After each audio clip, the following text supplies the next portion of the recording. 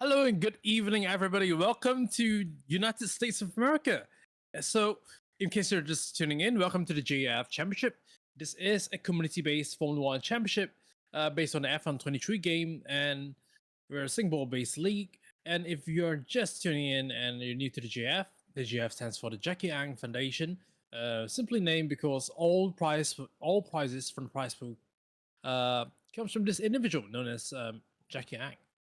So, in case you're just wondering, we're having there we go. We're in round number 5. This is United States Grand Prix, and we are here at Dakota, basically the second Americas in Texas, Austin. So, in case you're just wondering, you're looking at a more, based on feedback, you're looking at a more colorful circuit track map on the right hand side. So, clearly, it shows the 3 sectors of the circuit in a more distinct manner. And definitely can tell red at sector 1, blue in sector 2, and sector 3 is marked in yellow. This is raising for feedback from other drivers and viewers as well, claiming that the old circuit map, which has been featured for the past few seasons, normally only features the elevation of the track, and obviously, even though Kota as a circuit which has a very sharp hill up to turn 1, and it's quite hilly to be fair. Lots of inclines go up to turn 1, then down into turns 2 and 3, although that's flat out. So that definitely is going to affect our commentary and basically to introduce you to the circuit. So, sort of 20 corners here. Lots of inclines, of course, lots of straights as well. 2 DRS zones for the drivers to make the overtakes. One, of course, the start finish straight with the DRS section point on the previous lap between turns 18 and 19, as well as the back straight. And obviously, that's where the longest straight is, and most of the overtakes will be held. Between turns 11 and 12, that's where most of the overtakes will be. And the DRS section zone will be before the braking point at turn 11. So, drivers are definitely trying to get close to the car, ideally less than a second from the car in front in order to make a pass into turn 12. So expect lots of action between turns 2 and 10 for drivers to know how close can they get with the dirty air from the car in front to their opponents. So speaking of opponents, of course, we want to find out who are the stronger drivers in the championship right now. So let's have a look at the current championship standings that we have at the moment. So of course, 2 common fixtures on top of the drivers championship right now. We have Skipper at the top of 95 points, and of course Pendaden with 69. These are our 2 title protagonists at this point in time. And obviously these 2 drivers holding in McLaren and the Williams team as well. But of course, we have McLaren at a whopping 119 points, despite Pendaden being a full race behind Skipper. That's because of reserve drivers being assigned to Pendaden's teammate. Basically, Pendaden's teammate, who is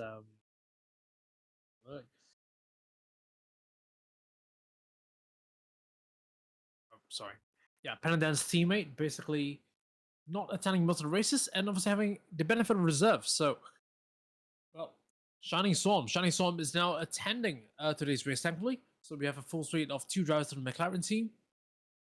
But the Williams team, notably tonight, will not see the championship leader Skipper attend. Skipper is not going to be starting tonight.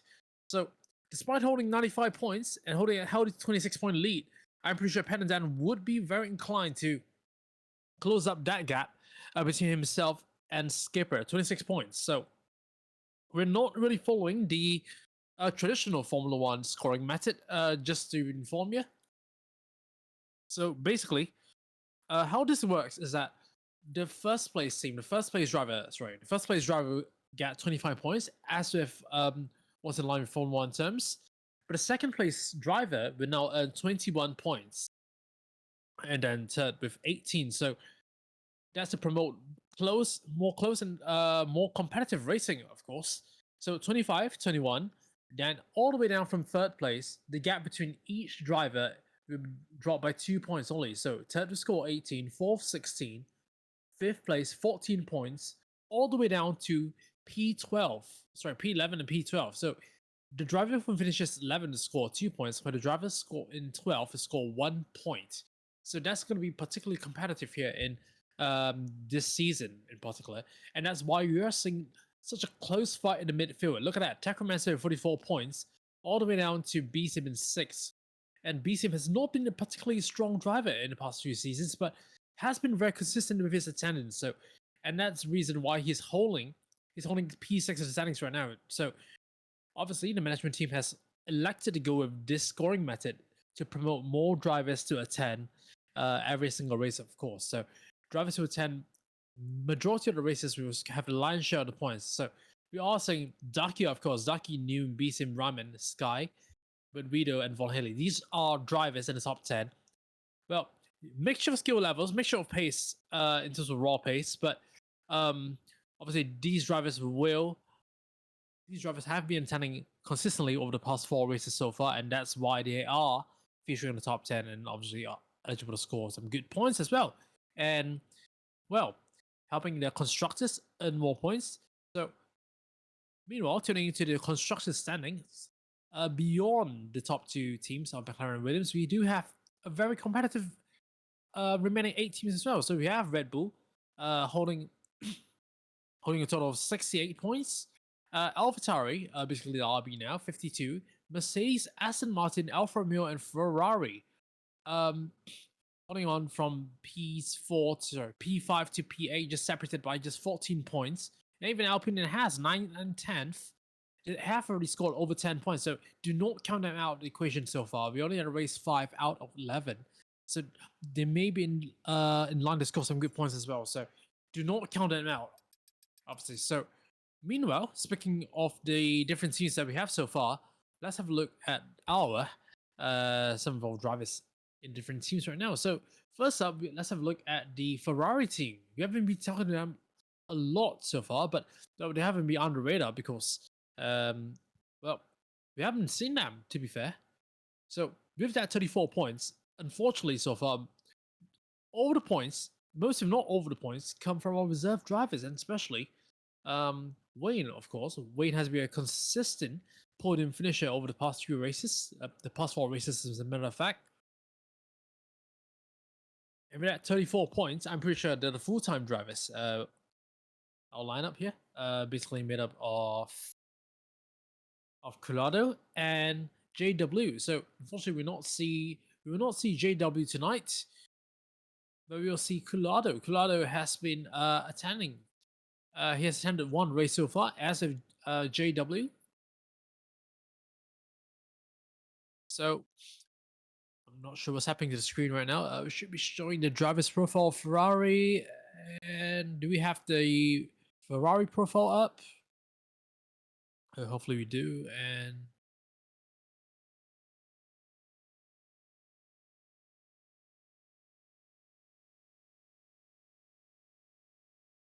yeah, there we go. So Curado, both a double rookie lineup for Ferrari. So Curado, with a hot lap in Bahrain for 129.3 as opposed to JW 131. So pretty close there. Gap of just 7/10 of a second.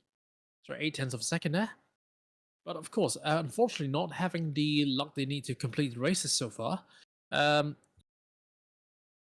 they only have 1 finish, and that finish, unfortunately, was a score outside of the points, meaning they finished 13th or below so far.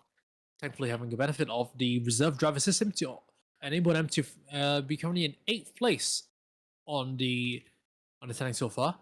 Now, this is important to note, of course, that a former driver where Colado is replaced is Ellicum. Ellicum was the initial driver inside the Ferrari team as a second driver, but unfortunately not starting in the races here and deciding to pull out as a full-time driver from the second race, which is the Spanish Grand Prix onward. And Colado has took his place from the Spanish Grand Prix onward, but just unfortunately not starting in the race.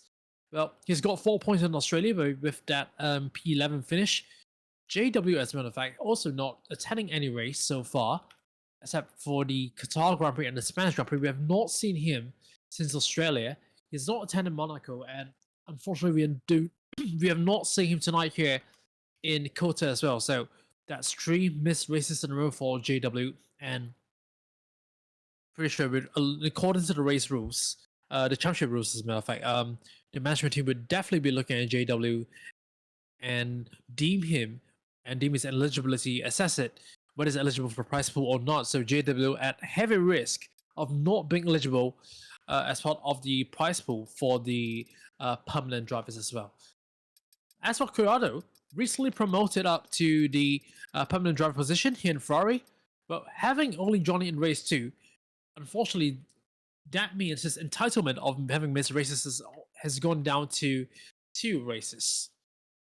So, having missed the Spanish Grand Prix and the Monaco Grand Prix, I don't think he's allowed to miss any more races from now on, and you definitely be very careful about that. So far in the history of the JF, we have not had a single season whereby both drivers were ineligible for the prize pool as a result of the attendance issue.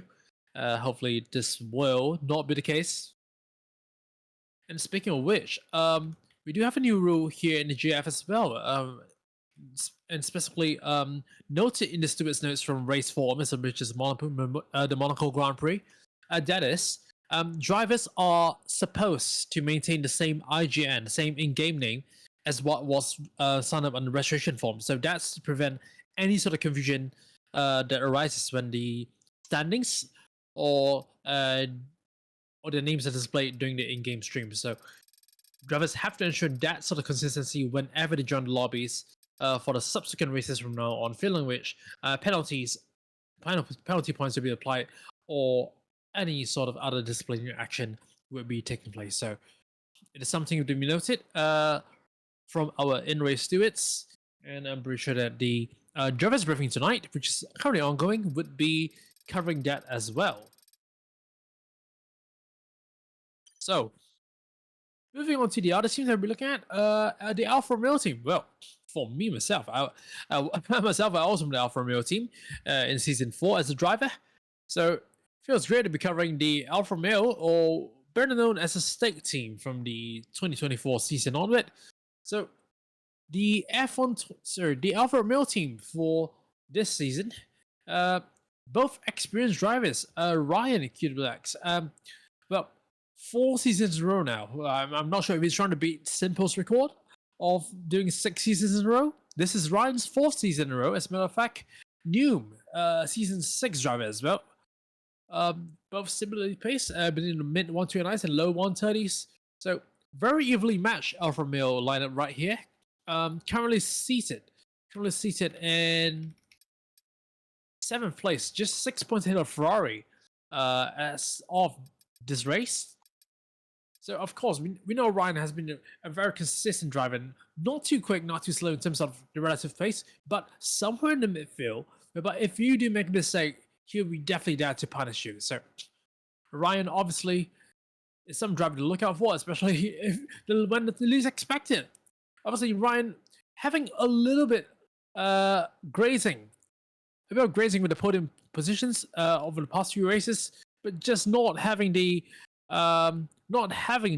luck needed to just sneak it onto the podium. But I'm pretty sure he can make it sometime.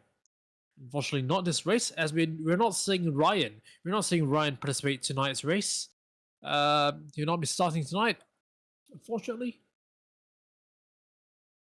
So we only have New tonight joining the stake team.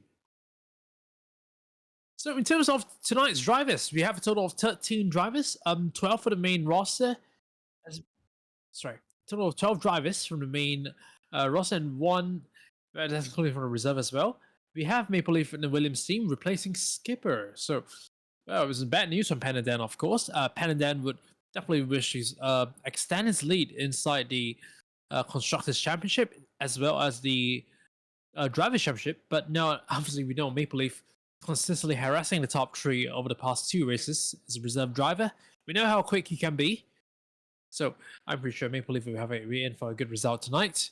But let's forget, points contributed by reserve drivers will be tallied and contributing towards the Constructors table as well. So unfortunately for Panadan, he'll do all he can to get a full 26 points in both drivers and constructors standings. Benefit now is that for Panadan, he'll have his teammate Shining Swarm at his disposal, of course, to give him some advice and to assist him when a need be. So it's all up to Shining Swarm to see what he can do to lift McLaren further up in the standings and prevent the threat of Maple Leaf catching Williams' gap of just 6 points against McLaren. So a tough ask for McLaren today. It's a very important race weekend for McLaren tonight. And the question is, how far can they get Hell Williams? Now, let's not forget that for the Williams team, I'm sorry, Skipper. No, Skipper is attending. Skipper is attending. My mistake. Skipper will be attending today. Yes, but Wido is not attending. So, oh wait, sorry.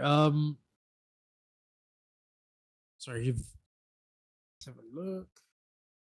No, sorry, only Maple Leaf. Sorry. So, but Wido is also not attending. So we only have one Williams driver here. So, in fact, a Maple Leaf. So, is there a numbers advantage for the Williams team over, sorry, a numbers advantage for the McLaren team over the Williams team for tonight. So we do have 2 drivers for McLaren and only 1 for Williams. So McLaren would definitely aim to get further up in the grid with that sort of advantage you have. So just keep you updated again. We will have the full suite of 2 drivers for the top 4 teams in the real life constructors table. Basically 2 drivers for the Mercedes team, 2 for Red Bull, 2 for the Scuderia Ferrari team. Oh, sorry, Raman will not be attending. Raman's he has a medical issue, so he has to go on to see a doctor. So we don't see anything from Red Bull. Only 1 driver from Red Bull, as a matter of fact. We have 2 from Mercedes, Ducky and Vaheli. 2 for Ferraris, and 2 for McLaren as well. Shining Storm and Panaden. 1 from Alpine, 1 for AlphaTauri, 1 from Aston Martin, 1 for Alfa Romeo, 1 from Williams, and 1 from Haas. So that's going to make it up a total of, well, 13 drivers tonight. And because of the lack of drivers, unfortunately, we are only going to have a short qualifying session. So basically how this works is going to be a single 18-minute qualifying session where all drivers will be battling out for pole instantly. So a very different format from what is the traditional Q1, Q2, Q3 elimination method. We only have 1 single qualifying session and just 18 minutes for drivers to set the best lap. So it's going to be a very tight and interesting session that we can have. And meanwhile, all drivers are already on a grid. And I'm pretty sure there will be Raman. Raman will be attending, I think. Yeah, we're just down Raman. So will Raman be attending? That's a big question. Our 3rd team driver to come in. So he's coming in, and no, he's not coming in. So a total of 12 drivers for tonight, and I'm pretty sure we're ready to go racing. So I don't go anywhere, and some racing is about to begin.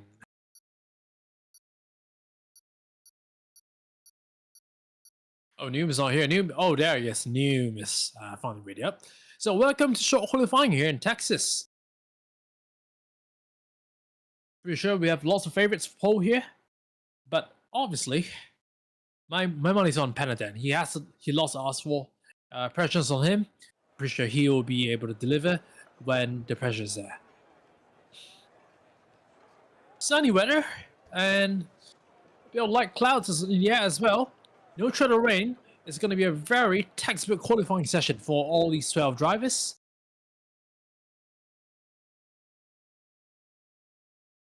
So, without any further ado, let's get racing. Let's get a hot laps going on. So, only 12 drivers here on this very long 5-kilometer circuit. Traffic should not be an issue. Of course, if you catch them in a very inopportune part of the circuit, especially sectors 1 and 3, well, foul luck. And obviously, we will not want to hope for any driver to catch any traffic there. But obviously, traffic should not be an issue. It just feels like Q3 plus another 2 cars. I'm pretty sure some drivers would really want to get out there as soon as possible. You hear some engines roaring up in the garages. Who would first out? We see Williams coming out. That's Maple Leaf. Obviously, Maple Leaf always being the first driver out. He's so eager to get out as quick as possible, as with Tacromanta. But Tacromanta's still in the garage. And now we have Maple Leaf, first driver out in the Williams team. The only reserve driver, of course, to be partaking in tonight's competition of tonight. And yes, welcome Rashawn Robot into the live stream. Hope you're doing well this weekend. And yes, obviously, I'm pretty sure you can't wait for the summer racing as well. But here we go, along with Maple Leaf on his outlap. A couple more drivers coming on their outlap as well.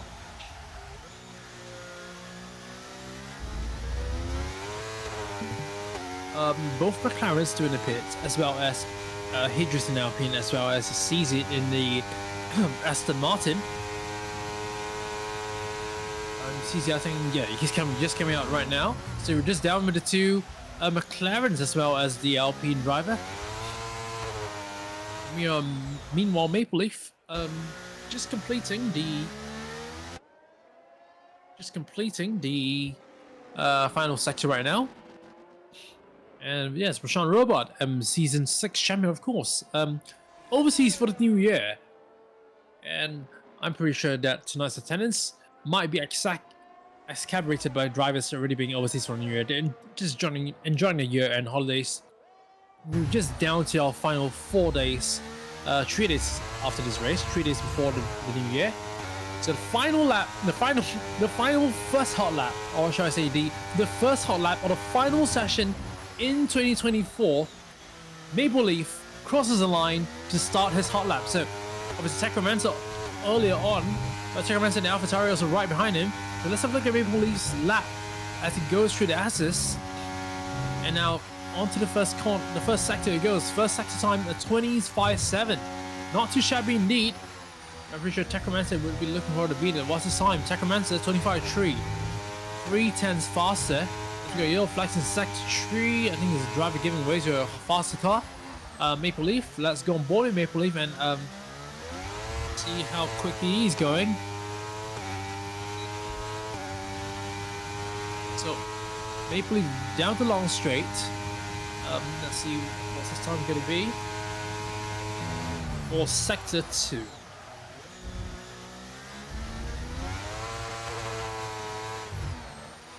(103.2) across the second sector. What about Sacramento? 127. So both purples for Sacramento right now. As we see Penadin finally going out lap. Shining Swarm's teammate, ironically, still in the pit lane. Only driver not to come out of the garage so far. Maybe just worried about traffic, just hoping for no traffic to impede his way. We get out of sync compared to everyone else, but now we see Maple Leaf, car number 3. Benchmark time of 1:23.9. Also, the Sacramento should go faster. There it is, 7/10 faster. Then we have a few more drivers, obviously, going quick. JW as well. JW looking very strong indeed. Noom right behind it, of course. So JW, no, 1:25.144, a full second behind. Maple Leaf. What about Noom? Noom now in the Alfa Romeo, also completing his lap. Lots of drivers going insane around as Curado goes second. Noom 1:37.4. Oh, what happened? There's a mistake through his lap. What about X Knights now in the Haas? X Knights in the CZ now, the last two to complete the laps. X Knights now 1:34.550. P4 for him. Yacizi on the hard tires. Could be an installation lap for Yacizi. Yacizi now round through the final corner. Yacizi can he get out Noom at least? He can't by 3/10. So now the fast drivers are now setting laps. Penderden, look at that. Purple sector 2. Already, well, Dias Darky goes quickest, but I think Penderden should be able to beat it. Penderden already a full second ahead of Taku Mensa. That surely should be way ahead of what Darky is able to set. Let's have a look at Penderden. Go aboard this lap. Penderden and McLaren rounding through the long right-hander. Now the left-hander, there he goes. Penderden, oh, he's really spot on in terms of the track familiarization here. Here he goes, Penderden. Oh, great lap, 1:22.513, half a second quicker compared to anyone else. What about the remaining ones? Von Haley completing his lap as well in Mercedes. What can he do? Von Haley, well, we haven't been talking much about him, but I'm pretty sure he's able to do well in this reduced grid. Goes P7, 1:24.903. Hydrus now. Hydrus the next driver to complete the lap. Through the final few corners, Hydrus goes. a little bit shaky shooting. A penultimate corner there. That's definitely going to compromise his access to the final section, but it is strong enough for P6. 134 flat. But a very tight midfield here we're seeing between Criado all the way down to Von Haley. Just a little bit more than a second separating them, and then if you include JW as well, you're 1.5 seconds for the midfield. So I'm pretty sure driver is really keen to go again. We have drivers in the out lap. Well, Shining Storm finally on the out lap here. So I'm pretty sure going out of sync for him. Let's hope it pays off. So one run on the tires is in this very high speed sweeping circuit is enough to destroy the soft compound tires. So we're seeing lots of drivers just bailing it out, just going back in the pits right after one lap. So unfortunately, this is do or die for these drivers. In case you're wondering, one track limits violation and that's it. You're off. Your tires are gone. You can't use them again for another run. So drivers have to be extremely careful if they really want to set a hot laps here. That's why you see drivers, well, somebody on the first run just setting a banker lap here. They're not going for the full run. They're not going for a flat out run. We're just over 10 minutes more to go. I think there's more than enough time. We shouldn't be bidding it. It should be setting banker lap at like what they're doing now. So it's Neum. Also Neum just bidding out this lap at this point in time. Meanwhile, let's go on board with Shining Storm. Shining Storm in the McLaren team without any traffic. Let's go on board with him and take you through this particular lap.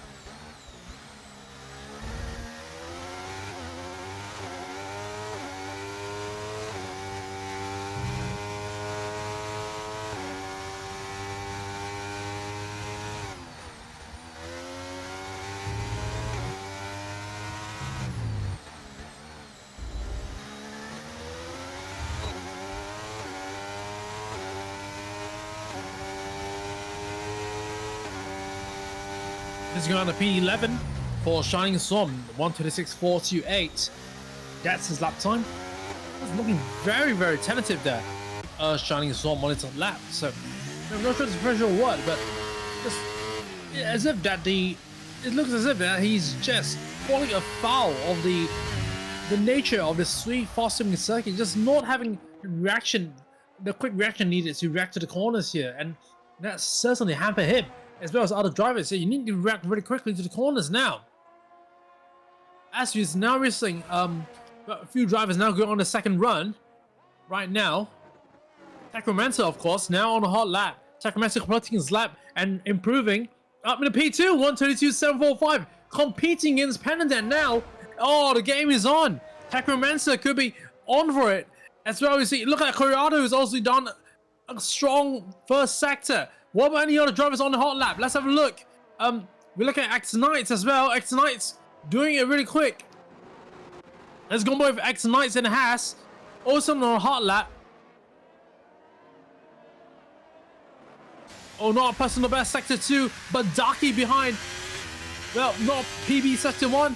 He's gained time in sector 2 though. So X Knights and Daki, the two drivers to look out for to see how far they can improve. Look at X Knights. Now, round through the long corner, long right hand that we're seeing here. What can he do? Now, the final corner for X Knights. Here's the lap time we're expecting from him. Oh, not PB. He does not improve his time. What about Ducky? Oh, what a slide from Ducky on the final corner. He does not improve that slide. Has cost at least 2 tenths at least. Oh, if you do remember Max Verstappen in Abu Dhabi, that sort of slide from Ducky, just the same thing has happened. So what about I see any other drivers on improvement? We have I think your CZ is going quick as well. Panadan just starting his lap. It's gonna bore your CZ. Half a second quicker on the first sector alone. So I think your CZ's found a mojo here. He's bought on the soft tires. So your CZ now down the back straight. Sure, he should be able to gain more time in the more technical sectors here. Is just CZ. As Panadan. Oh, purple. It's improved again. Purple sector 1. Your CZ now. In sector 2, oh, there's a massive improvement. That was indeed an installation lap. That wasn't indicative of his pace. His first time on the hard tires. Now he's already showing off his pace. Look at that. Also on the second, you see easy. Now, round the right-hander again. Off turn number 16, 17, and 18. Look at that. Just feeling so comfortable. Oh, a little bit shaky there, but that shouldn't affect you much. You notice a massive improvement. It should be bringing it higher up the grid by how much? He does 1 minute 34.853, goes up to P8. Great lap there from the CZ to improve. Panadan has lost time in sector 2. What happened? I have no idea. Panadan not just sliding around. He's not feeling that comfortable, of course. Oh, will this be affecting his lap? Car getting out of the way. That's Darky getting out of Panadan's way. Through the final corner, turn 19. He's billing out. He's billing out. He knows he messed up the lap. He's not going to continue. He's deciding not to continue. He wants to do it for another run. But meanwhile, well, you have a few changes here. JW does 135.004, improves a little bit. So that is it for second run of hot laps. It's still Panadan with that initial lap, but the competition is closing in. Techromancer just less than 0.3 of a second behind him now. Then we have Darky and Maple Leaf. Pedris also somewhere, just lurking around the distance in 5th place. So what's it gonna spell for us for our final run? 4 minutes left on the clock. So time for one more run.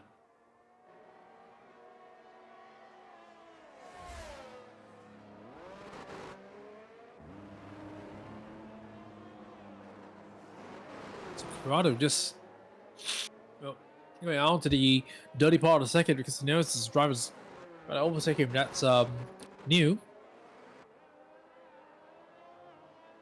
Corrado now just standing by for his final run. I don't think his time is going to be that insane. This will be his final run, but just over 3 minutes ago. But it's not a good time for Corrado, so this lap has got to count. Currently sitting in 6th place with 133.8, but he has to do it. This is his lap. He needs it. Neum is going again, by the way. So he'll lead Corrado across the line. Then we have the Ferrari. Then we have Shining Storm as well. So 3 drivers onto possibly what is their final runs. Look at Neum, of course. Let's go boy with Neum. How far can he improve? He does not have a full suite of energy left in his pocket, but Neum is still going for it. I think he's going to lose time in that. It's not a good decision at all. It's not a personal best. He should have pitted. He should have pitted Neum. I have no idea why he didn't. Corrado got a personal best on these fresh new soft tires. Shining Storm also a personal best. Neum, well, I think Neum has made a massive strategical error there. He should not have done it. I don't think it's enough time for him to go back in the pits and coming out again. This is too late. Neum is not going to make it. 2.5 minutes to go, and I think Neum, seated 11 at the moment, I'm not sure if he's going to set a hot lap or has he realized his mistake and is choosing to, he's gone faster. It's quarter second faster, but I don't think he should have done that. Track evolution, as a matter of fact, I think track evolution is helping to improve his lap, not his pace. Gerardo's gone, well, it's not PB in sector 2, but Shining Storm has done even, he's gone even faster now. He's done a few personal best mini sectors there. New.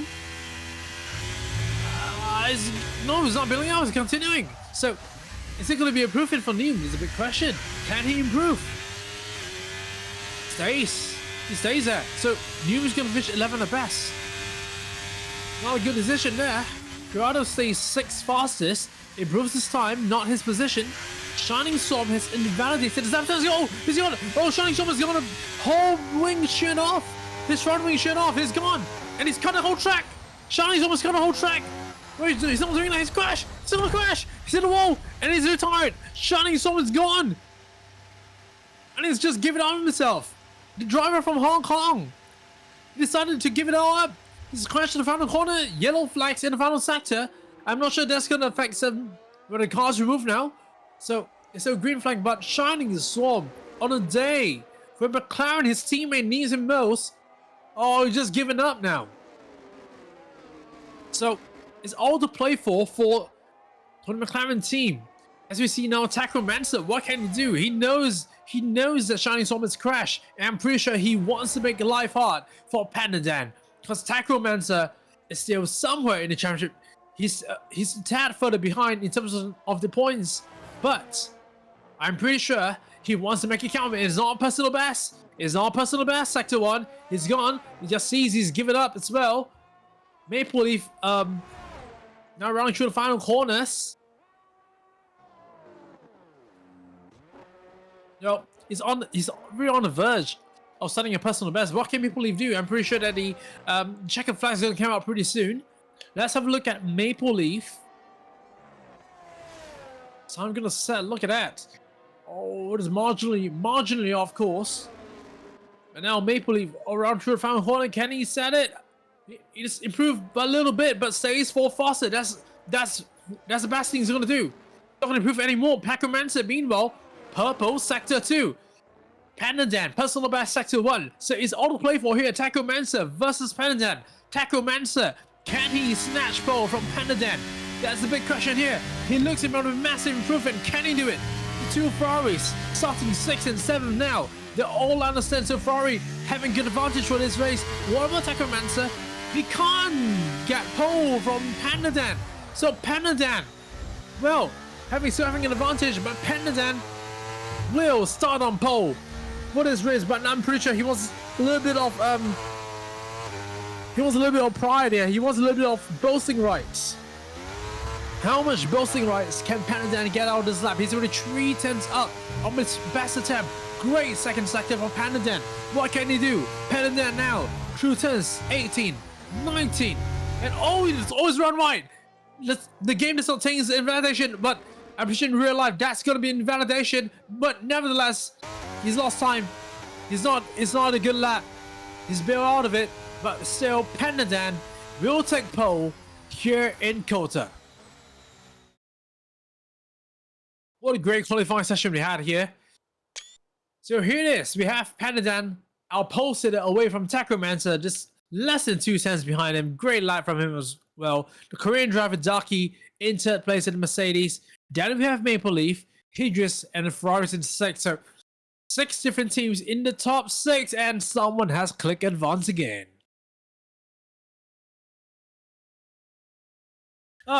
Traditions. Traditional JF sort of things.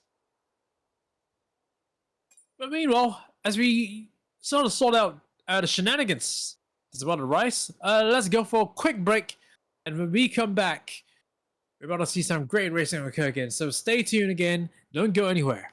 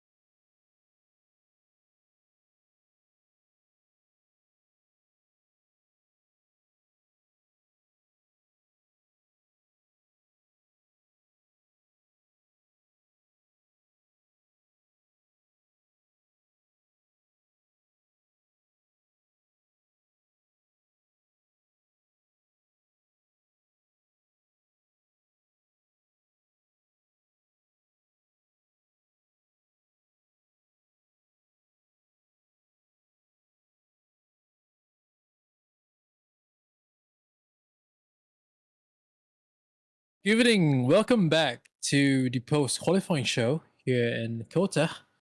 So, apologies for the long break. Some lobby issues sorted out earlier. So, yes, welcome back to the stream, and welcome back to the fifth round of the JAF Championship. So we just finished qualifying. Total of 12 drivers completed qualifying earlier. So without further ado, let's have a look at the results of the short qualifying session we had earlier. So first place, taking pole once again, Panadan in the McLaren. The quickest lap of 1:32.513. Following closely behind is Takromancer in the AlphaTauri of 1:32.711. Then a Korean driver Ducky with the Mercedes 1:33.017. Maple Leaf closely behind. Just almost getting Ducky at his final hot lap 1:33.072. He introduced a very good lap from the Alpine driver. One of his best qualifying sessions so far in fifth place. At 1:33.448. Then Corrado and JW, both Ferraris, holding 6 and 7. We told you in the early drivers profile that they will be very closely matched, and they'll be looking forward to see what progress they can do to pick up a grid in the twist race. A good strategical option from Ferrari later, ahead of X Knights. 1:34.346 is CZ, somewhere in between, but just retiring at the very end, but 2 seconds behind in 9th place. Von Haley, 1:34.903, just a little bit behind CZ. New 1:35.145, arising from a little bit of strategical error from earlier on. And then Shining Swarm really struggling in today's qualifying session with 1:36.428. So 1.3 seconds slower compared to the competition there from Shining Swarm. I'm pretty sure with the whole grid caught up in this huge McLaren sandwich. McLaren, of course, being the constructors champion tonight, ahead of Maple Leaf. Maple Leaf is starting fourth, but I'm pretty sure McLaren wouldn't really do well if they can really get both cars in the points. But there are 12 drivers here today. But that also means you just need to, in order to score points, you simply need to finish. Although, of course, you really want to finish a bit higher up the field, in order for you to get more points out of your opponents, and that's the key aim of what McLaren wants to do tonight. Owing to the fact that Skipper is not participating today, and there are 2 McLaren drivers versus only 1 Williams, who's a reserve driver. Obviously, we believe how strong he is. But Shining Swarm, finishing 4 seconds behind his teammate, something not really you really want to be doing. So Panadan obviously hoping to mentor his teammate and try to bring up further up the field in the race. But what went wrong with Shining Swarm's lap? That's something that is definitely being discussed amongst our viewers. So without any further ado, let's have a look at Shining Swarm's hot lap and see what happened. Now, this obviously occurred during the first qualifying run that Shining Swarm has done. So Shining Swarm on his first run, we know he was a little bit shabby and something happened during his run. So across turn 1, we already know something's occurred. His braking point has been pretty off. He's not really comfortable with the car, and as a result, he's just losing lots and lots of time thereabouts. So let's have a look at Shining Swarm's hot lap. Here we go. So even on the soft tires there, look at that, through the long straight. Braking nice and neat in turn 1, but that's where it goes. Look at that, the sliding in turn 1 really shows that the setup might not be optimal for him. Dan, turns 2 and 3, pretty flat out, so not much issues. Car getting out of the way. Then through the S test, look at that, through the S corners, he's just losing time, struggling to find the optimal, and he gets out of shape through turns 8 and 9. Look at that, just almost exceeding track limits despite not going at the quickest speed. Dan, he knows, well, it's a huge confidence. Dan, there's a huge down to your confidence. Dan, down to turn 10. Look at that, the hairpin. Not hitting the apex over there, missing the apex, then that's a compromise to run all the way down to turn 11 through the back straight. Then a very, very technical sectors 2 and 3. Pick a breaking point at turn 11. Does he do it well? Well, he does it well, but then lots of sliding. Then this is all where it starts to fall apart for Shining Swarm.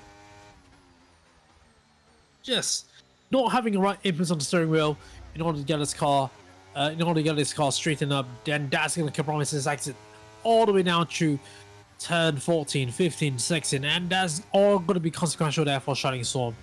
Just unfortunate there that one mistake just so easily snowballs into a matter of a few tenths, even seconds, a full second there, lost by Shining Storm, and that's the result there. Shining Storm just not being acquainted with the circuit here, and that leads him to start plumb last on the grid.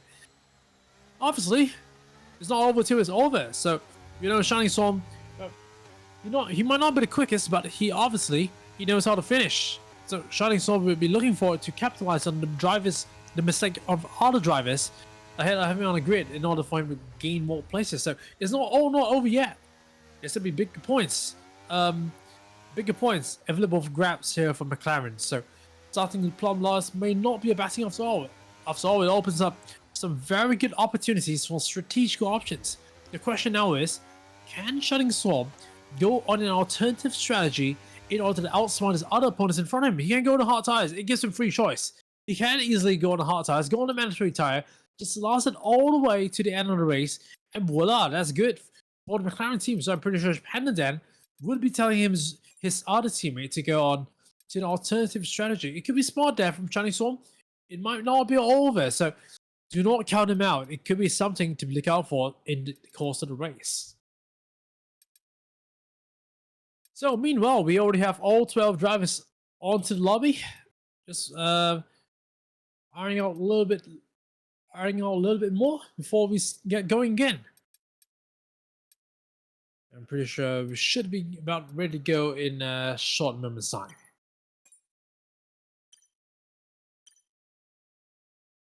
So a little bit of chat in the driver's lobby. Yes, I've looked at what they're talking about. Well, a minimum of 75% of the race. A minimum of 75% of the race needs to be completed to score points. So, simply say, if you want to score points, first you have to finish. I'm pretty sure that's all the minds of drivers here, but it is closer anyway. Lots of runoff areas, as we all know. So it's not really easy to score DNF here unless you intentionally crash yourself up in the wall. So I'm pretty sure drivers will be still pretty racy here and not really taking much notice of the barriers along the area. So I'm pretty sure that's going to be on the driver's minds all the way. As the race is about to get underway pretty early today. We're only at 15 minutes past 9. Local time in Singapore, of course. And the sun is shining. Pretty bright skies here in Texas. No rain expected, so pretty safe conditions. It should be a very textbook race as well to run off the year 2024.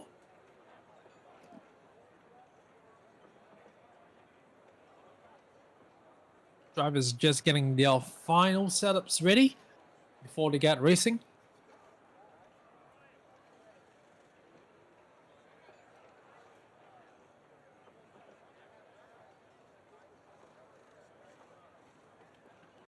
So if you're watching us in the chat, just let us know who's your money on for the top 3. Is it going to be Pandadan? Is it going to be Sacramento? Is it going to be even any other 2 Ferraris you see in front of you in the garage? Who's it going to be? Well, interestingly, we do not see any of the Red Bulls here. Do we see any Red Bull here? Well, I really don't know. Well, they reacted that they are attending, but we don't see any Red Bull. We have no idea what's going on, but yeah, sun is shining. Pretty clear skies here. 28 laps. Really easy textbook race. So let's have a look at the tire data for the drivers here. We have a mixture of drivers here. We have drivers on the soft tires. We have drivers on every single number of tires. We have drivers on the softs, drivers on the mediums, drivers on the hards as well. I have no idea what's the mix-up strategies here. Both McLarens on the soft tires, along with Corrado. Then we have Tecromancer, Hedris, X-Nice, and New on the hard tires. Whereas the remaining 5 drivers going on the prime strategy, the medium tires. The question now is, what are McLaren thinking? Why do they think it's strong to? Why do you think it's going to be easy? What's it going to be optimal to start on the soft tires? A tire with just high degradation here. Oh. I'm pretty confused myself, but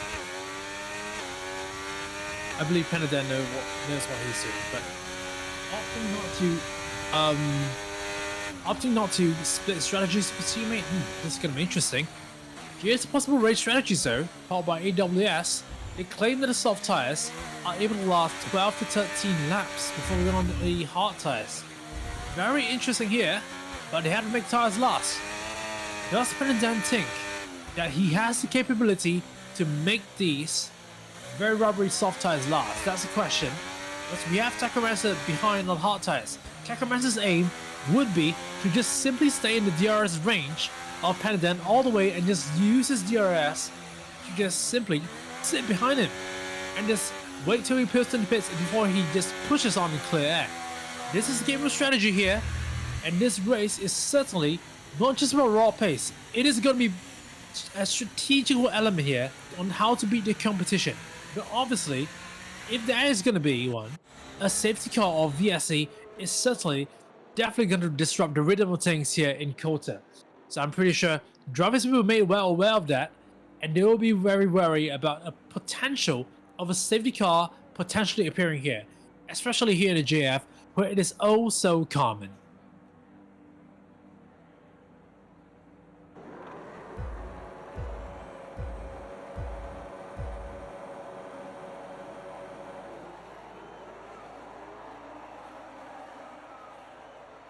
And oh, we have a car. Oh, I don't know why we have a car going to jumpstart that. Is that? Oh, that's a glitch there. But now we have all 12 drivers starting on.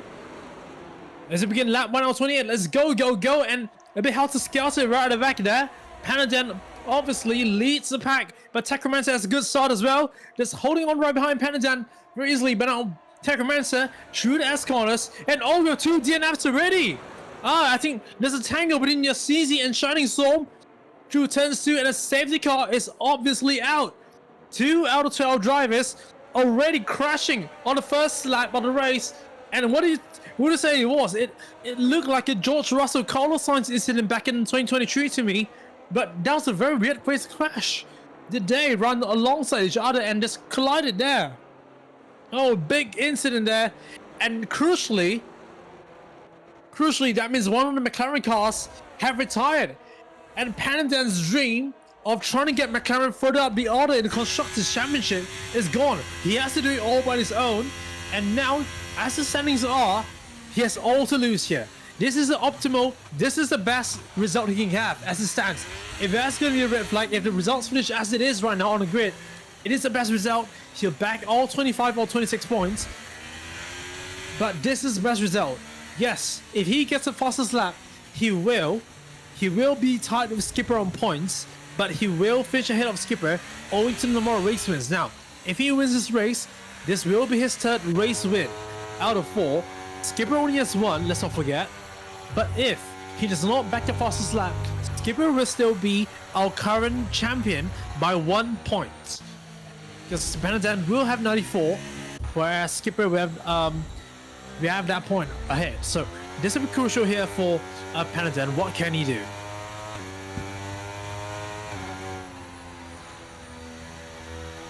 So no drivers pulling into the pits right now. We didn't mention the safety car. The safety car would be pivotal to its result of the race, but this is not the time yet. The safety car would start pulling in, but that is it. Well, there will be no strategical element right now. The safety car is out too early, so drivers will just follow behind the safety car. 10 drivers remain. So, unfortunately for UCC and Shining Storm, that is no points being gained for them because they failed to finish 75% of the race minimally. We only have 10 drivers remaining, so should these 10 drivers complete the 3/4 race distance, they will be guaranteed for a 4-point minimum as it stands according to the GF's point scoring regulations. So good points out for those who survived the lap 1 incident. all these survivors would just be looking forward to just complete the race. 4 points. Considering their 10th place in the standings, they have Von Haley with just 5 points. 4 points for all these drivers would be crucial here. They are precious points to maintain. So I'm pretty sure all these 10 drivers will be looking forward to this remaining 26 laps as a drive to survive sort of thing.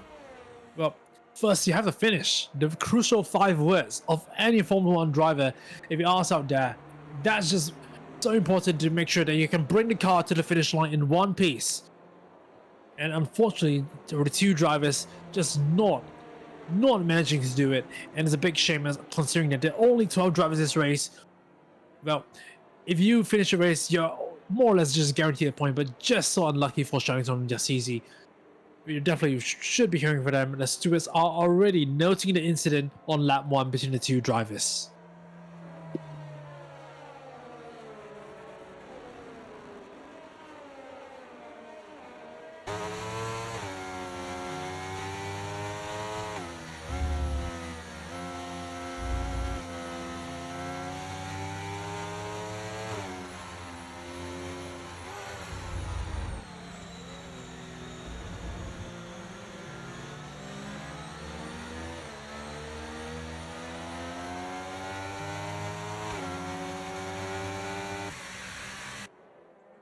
So we commence lap 3 out of 28.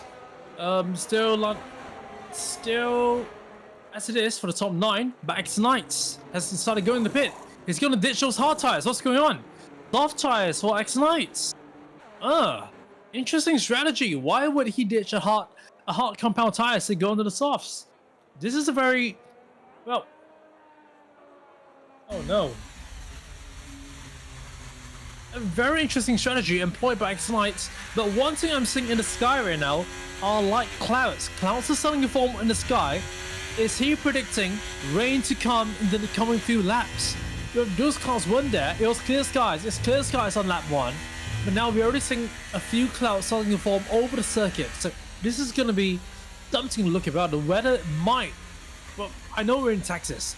It is quite a desert in here, but the weather looks to be playing a part in the remaining few laps. Now, X-Knights has already caught up to the back of the pack. So, this is what it is. We know drivers will be using a safety car, especially those at the back of the grid and all in the midfield. They will be using a safety car like this as a strategical element to get up close and use strategy to pass out the cars should they need to rise this. So, X-Knights thinking that on fresh soft tires, if he can make those last, he can actually get past drivers on the harder compound tires, especially those who really started on the prime strategy. Take for example, JW Von Haley new in front of him. It's a good. We shall see how X-Knights progresses here. So far, he has the best tires out of anyone on this pack. Now, safety car in at the end of this lap, and it's starting to get a little bit darker right now. The sun is still shining, but we're seeing patches of cloud really starting to form right now. See Panadan now becoming the de facto safety car. And now keep an eye out on X-Knights because that strategy is slowly, definitely going to begin to unravel. So now Panadan slowly going across turns 16, 17, and 18. He wants to get going ASAP. He knows he needs to build a gap. But just so limited by the safety cars, the game is going to rate the limit or throttle until he really peels in the pit lane, which is now. I'm pretty sure he's going to drop the hammer as soon as the game allows him to, which is now. Finally, he gets the hammer going, and it's a very, I'm pretty sure Taco Manson knows what he's doing, and he sticks pretty closely up to him. So, pretty even Stevens now. As you see, overtake there. I think the 2 Ferraris really starting, trying to make a little bit of a swap right there, but it fails to do so. But as it stands, it's still the same for the top 10, or rather the remaining 10. So, and then leads Sacramento by 7/10 of a second as they go through the S corners. Good. Sacramento has been really pacey this weekend, especially considering he's on the hard tires. You know he's gone pace, but now Panadan with those soft tires already out of DRS range from Sacramento. So here we go. Now Daki's already over the back of Sacramento. I don't think those hard tires are going to do well for the time being. Here we go. Yeah, so now there's a side-by-side action as well. Tidris alongside Maple Leaf. I think Maple Leaf is in mistake, but the big move here. Oh, big contact. Ducky down the inside of Technomancer. Ducky ahead of Technomancer. Ducky out of the second place. And now we have a huge battle behind him. Between Maple Leaf and the two Ferraris as well. The two Ferraris making jump. Oh my god. Ducky really trying to hold on there. Ducky, Technomancer. And this looks like another classic of Fernando Alonso or Liam Lawson move, I think, this year. And what a move Ducky has made. Ducky finally held Technomancer, but Technomancer got a good fight. But now, because of all the battling, Pandadan has got a 2.1 second lead over the rest of the field right here. And that's what he wants to do. He wants to pack behind the battle, and that is how Pandadan has really got a huge lead and the fastest of the race as well. That's what you want to do. But Technomancer still holding on to Ducky pretty well there. The gap between the two of them is still 4 tenths of a second. The battle for the top 3, of course. And Maple Leaf is holding a huge train of cars right behind him, behind these two battles. The question now is, can Ducky pull away from Technomancer? I don't think so. Technomancer's still holding on to him pretty well. This battle for second, as Pandadan already pulling on the gap to 2.7 seconds at the end of the first sector on lap 5. And at this rate, if that's the risk of an undercut, I don't think Pandadan's at a risk. Pandadan just check out right in front. Oh god, you gotta be kidding me here. Pandadan's pace is just out of this world. I'm pretty sure he's gonna get a full 26 points. This is such dominant performance, reminiscent of Max Verstappen in 2023. Pandadan is just fully checked out now. Through sector 2 to go. 3.1 seconds the gap between the two of them. Ducky's not making an impression on these medium compound tires. But what Technomancer is doing, he's just choosing that to just stay behind Ducky in order for him to use the DRS. He's doing a good job doing that, because now they will get the DRS at the following lap. And here we go. Here's when the DRS gets activated, and let's see what Technomancer can do with the benefit of that DRS. Oh, Ducky's run wide. Ducky's got a bad exit. Now, is he going to be vulnerable to Technomancer? Technomancer on those hard tires, can he make a move? No, not quite. It's still Ducky in front of Technomancer at this moment of time. And now they go through turns 2 and 3. Can he make a pass? It's not quite. They don't really make a pass here, but now these two still line a stern now through the ass corners. Turns 3, 4, 5, 6, 7. And then now 3.5 seconds in front as we speak. But I think that's the corner whereby Technomancer just does not have the grip in order to pull away. So that is it. It's going to be still Ducky. Ducky just barely holding on. Now there's the DRS for Technomancer. How far can he close up?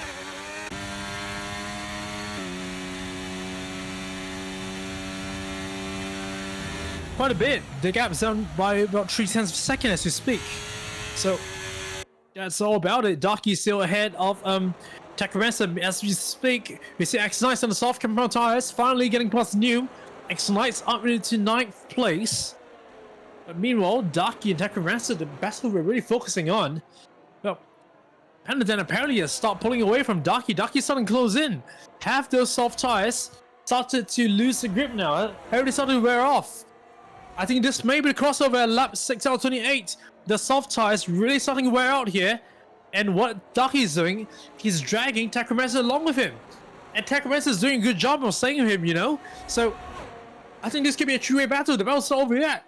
Pandadan, I'm not sure if McLaren did a strategical error by putting him on these soft tires. And now look at that. We have nose on the medium and hard tires really starting closing it now. X-Knights, obviously. X-Knights even at the back. His tires are not making an impression there. And Corrado in the 5th place. He's starting to lose time to Maple Leaf. Maple Leaf, remember, you're struggling on those tires earlier, creating train of cars there. And now his teammate JW is making. Oh, the Corrado's out. Speaking of worn tires, the tire's out. The tires give on him, and the wreckage is there. Safety car number 2. And well, I don't say, but that could be commentator's curse, but it is the case. The soft tires have gone off. And Corrado is our 3rd retirement of this race on lap 7 out of 28. then Panadan, I'm pretty sure the McLaren pit will be giving a signal that, hey, I think you should get rid of the soft compound tires. They're already gone. You shouldn't take any more risks. But no, there's another factor in play. The sun is now almost gone. The light cloud we're seeing now has turned even thicker, and you can really see gray clouds starting to appear in the sky. If you are Panadan, what do you do? Do you continue to stay out, or are you going to pit?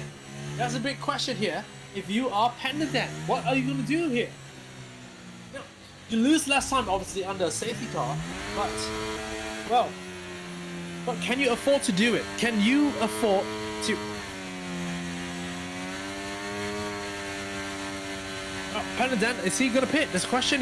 No, he's staying out. He's staying out. So, okay. I think I know what's going on. Are they predicting a possibility of rain? How close is the rain that's gonna come in? Is there anyone who's gonna pit right now? Well, if Panadan's not pitting, I'm confident that no, he's just pitting. He just Von Haley are pitting. What are they gonna go to? X9's pitting as well. He's got a drive-through panel. Soft tires. So, Von Haley on hards. So, you're all switching tires. You're all switching tires. But why did X9 get a drive-through? No, X9 stay out, but he's got a drive-through while spinning in the pit lane. What's going on? I'm confused. Why does X9 have an infraction for? He has a drive-through pit lane infraction, but he didn't come to the pits at all. So I am genuinely confused why X9's got it. Is it a game glitch? I'm really confused. We only have two drivers who made the pit stops on this lap. That is Hidris and Von Haley, who's obviously relegated to the back of the field. But why does X9 have a drive-through if he didn't pit? Well, it wouldn't make any sense. X9 has already pitted on lap 3 out of 28. He's on 5 laps on the soft tires. It wouldn't make any sense for him to pit again at this juncture. But he didn't even pit. So I'm pretty sure that he will be reporting that to his stewards, but as of now, it's pretty a shame. A drive-through, there's no way they can adjust how long a drive-through is.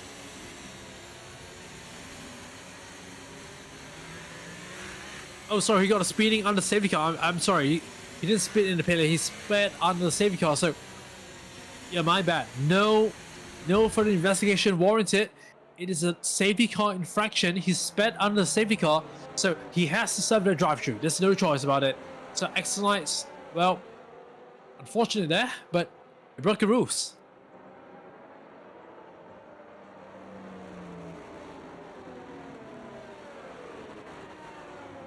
So, yeah, he's confused as well. He got a drive-through for a catch-up. X-Lights just expressing on himself on the team radio, and oh, he's pitting. Oh no, X-Lights, you can't do a drive-through under a safety car. I don't think he can do that, or is he going for new tires? Well, I don't know, but I think if you are going to get drive-through anyway, might as well go for new tires. Look at X-Lights, he's going for new tires. But what tires? New soft tires for X-Lights. So given that all drivers are trying to go onto soft tires as much as possible, are we really forecasting a huge chance of rain right now? Look at that history. It's still cloudy now. It's overcast. It's no longer sunny. The sun is almost completely gone.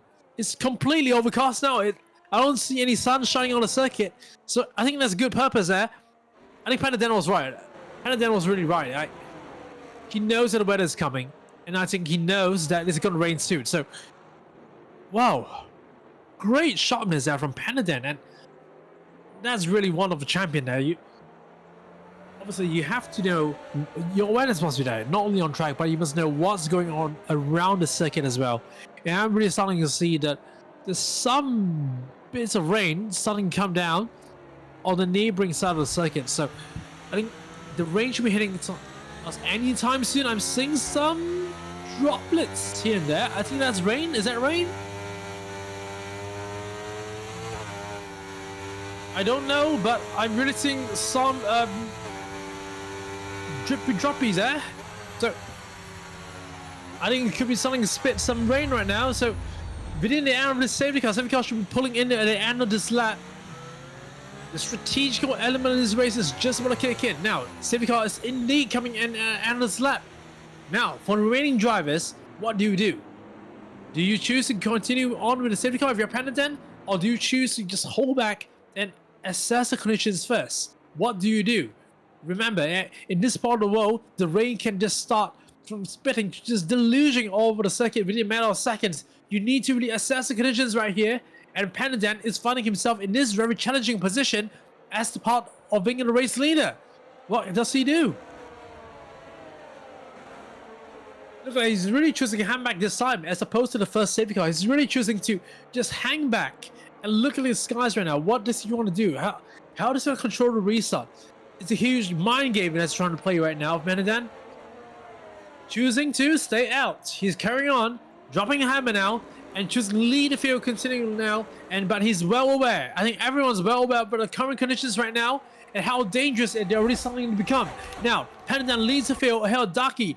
Now it's still Larson, but just 9 cars remain across 8 different teams. 8 teams, 9 drivers, and Daki, look at it, slide right there. You already know it's starting to become a little bit slippery right now for any sort of high-speed racing. As we see, the question now is, how much confidence do you have on track? The top 3 is still line astern. Then Maple Leaf once again having a huge gap behind him. JW's over the back of him now. But it's still Panadin from Ducky from Techromancer, our top 3.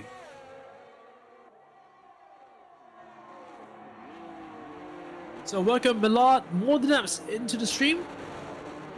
So yes, if you didn't Discord link, just dump it down for you. I'll just put it down in chat for you. But me with this big battle at the back is of course Maple Leaf just creating a huge string of cars behind him again, side by side racing. You see a Ferrari down inside Hadris, JW and Hadris now, as well as Newman X9, no, Von Haley and New. X9 to serve his drive through a penalty. So now we see Panadin, Ducky and Tacker are still within a second of each other. Still very close up front. So Ducky just holding on within 1 second, trying to hold on really strongly here because you know that the DRS should be still enabled in this sort of conditions because it hasn't started raining heavily enough yet. It is no, it's not able yet. Oh, that's odd. Has the rain really started falling? I mean, it hasn't, but no DRS yet. And meanwhile, looking at it, we have I think Techromancer just dropping off a little bit, and Hedris is up to 4th place, if you know. Hedris on those fresh soft tires, he's gained a lot on the leaders. Is now Hedris now traveling the top 2. Oh, Ducky is now falling out of DRS from Panadin, and now it's now Ducky versus Takro versus Hedris. Look at this. It's a 2-way battle, and Hedris is really getting a lot of Techromancer. Fresh new soft tires versus a bit of aged hot tires. I think Hedris should be able to get Techromancer now. Look at this. Techromancer on this sandwich, but I think he's going to wait for the inevitable. A little bit slide from Hedris, but that shouldn't affect him much. Now, Ducky, Techromancer, Hedris now closing in greatly on Techromancer. He really want to get into the podium places. Down the inside, has a look down the inside. Is he going to make a lunge? He is going to make a lunge. Side by side to go through. Oh, it is now, yes, easily made. Hedris up into the top 3. Hedris in the 3rd place, and he will now start to track Ducky. Ducky is out of DRS range from Panadin. Hedris now closing in really quickly in on Ducky now. And Hedris might be in for top 2 here. And if this continues on, he should be able to even threaten Panadin, who's on those 8 soft tires. Could this strategy be working out greatly for Hedris right here? Look at this. Panadin now crosses the line, and we have DRS enabled. There will be DRS to the benefit of Hedris now. Look at this. Hedris now just staying behind Ducky all the way, half a second behind. And I'm pretty sure he's just waiting for the back straight through 10s, 11 and 12 in order to make a pass first. Before the rain comes, obviously. But now, I'm really starting to see the rain starting to fall a bit. Now it's starting to rain. It is. Yes, it is starting to rain. Quite heavily, as a matter of fact. It's not just drizzling. I see umbrellas going on the stands as well. In the game, all is holding up some umbrellas. But for the drivers, it's even harder now. Look at that. Ducky's struggling massively on the tires now. And Idris, with those fresh soft tires, the softer tires is what you want to be on. Fresh soft tires, down the inside, not even needing DRS. And he will have the DRS on the straight. Through the slippery part as well. Idris up in the top 2. And he has the DRS as well to pull away from Ducky. But Ducky has a slipstream. Who's going to prevail here? Down the long straight. Now, down the inside. Ducky has a look, but now the rain is too heavy. Oh, he slides at Ducky. The rain is pouring down. And at this rate, they will have to consider the intermediate tires. The slick tires have to go off. Well, as soon as possible. This is not easy conditions there. Look at that. Now, he just already closing in on Pandan. Pandan's himself is struggling. Look at this. The spray across turn 16 to 18 now. The spray is happening. It's deluging here in Texas. And now I think this is disaster here. And Pandan can't take it anymore. He's going to the pits here. He just obviously should pit as well. I think the whole field are going to pit. And no, he just stays out. Oh no, oh, this could be a disastrous decision from the Alpine team not to pit. Hidris here. This is, look at that. Intermediate tires. Oh my goodness me. And the whole field bar Hidris is pitting. So, DRS disabled. Now Hidris is gone. Look, let's go on board with Hidris on the Alpine team. Look at this. Let's see how he negotiates around the circuit here. Well, he's obviously leading the race simply because he hasn't pitted, but Idris, oh, he's sliding around. Keep an eye on the gap between himself and Pandan. Now, this is not conditions you want to be driving on. It's as if you're wearing worn-out shoes on a heavy rainy day, and look at that. The gap is now going down massively here. 16 seconds between himself and Pandan. 15 seconds out. This is, if you recall, Lando Norris back in the 2021 Russian Grand Prix. This is what it feels like to drive on ice. Look at that. Idris now, oh, Newman's got a 3-second time penalty for multiple warning. So even if you're on intermediate tires, it goes to show that a grip is simply not there this rate. So you can really imagine, well, how is it like for Idris at this point in time? Just sliding everywhere. It is like, wow. It's crazy here. Now, as he goes through sector 2, the gap now down to just under 14 seconds now. He's losing so much time. The bigger question is, where is he going to come out relative to the rest of the pack? How much is he going to lose? I don't think this is beneficial in any way to Idris. He's losing so, oh, he's run wide as well. So, I think it's game over. He's lost 8 seconds in total by staying out on the soft tires. And 8 crucial seconds later. He's coming to pit now. Pandan through the penultimate corner, easily going to take the lead. But the question now is, how much is Idris going to lose out? He just now pits. He just now pits for a new set of Intis. Finally sets a new Intis. But it's being passed now by his... You already passed earlier. Ducky. Technomancer goes through. Now even Maple Leaf is going to go through, isn't he? He's going to lose it. P4 to Maple Leaf. He finally comes out. But Maple Leaf, here it goes. The Williams driver, they're going to come out side by side through the pit lane. Maple Leaf, is he going to go on the inside? Oh, he's going to go out. He almost collides there. And now he's lost the place. Better go side by side now to turn 2. Oh, he's lost that place. No, just Maple Leaf runs white. And that's a lucky escape from Idris there. Not to lose out to Maple Leaf. Oh no, just a nightmarish moment there for Idris to stay on those tires. But now we have a wheel-to-wheel battle. Once again, no surprises here. Ducky versus Technomancer.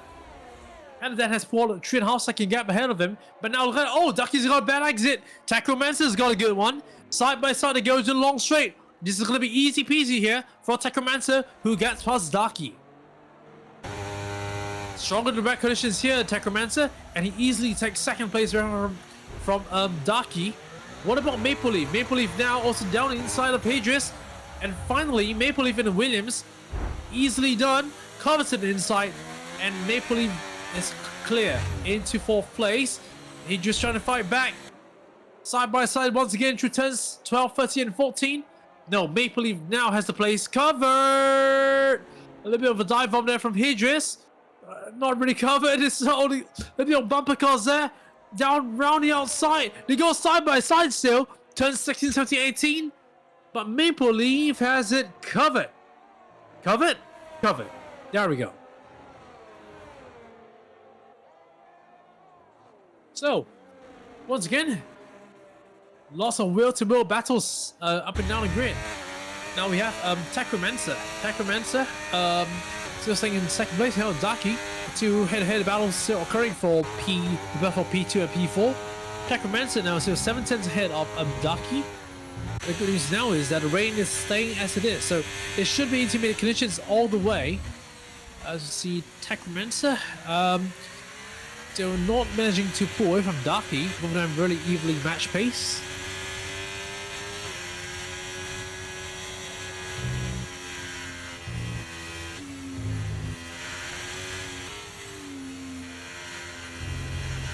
Once again, going to the long straight, hence 10 through 11 is Techromancer and Daki just hitting along the stern, but and then slowly really something huge gap ahead. Daki's really starting to close in. Daki, oh, not quite. Daki still stays behind Techromancer.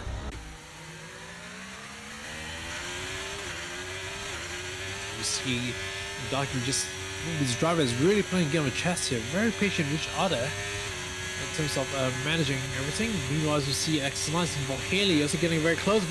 X9 already down the inside. Von Haley, has he made it? They go side by side. Von Haley having more pace, but X9 is hanging in there. Now, battle for 8th here. Well, it's the last two places on the grid, but it doesn't matter. It's still good points. X9 and Von Haley now battling through the third sector of the lap. Lots of switcheroos happening here, but it's still, well, Von Haley still managing to stay ahead of X9.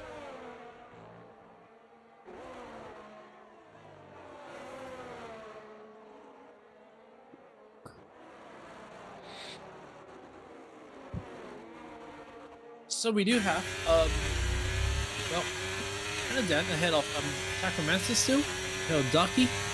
Meanwhile, this battle for 8th place is something we want to look out for. Look at that. Von Haley still ahead of X9s, but X9s now, they're all a little bit behind. 3/10 behind, 4/10 behind. He just got, he's got a 3-second time penalty for multiple warnings. Track limits, falling foul of track limits, some of these drivers. Hopefully nothing of the sorts for Von Haley tonight.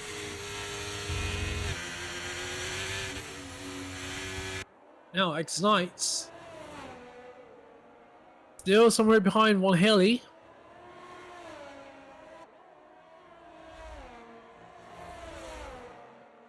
Now X9 is really 3/10 of a second behind, just, and it still continues to battle.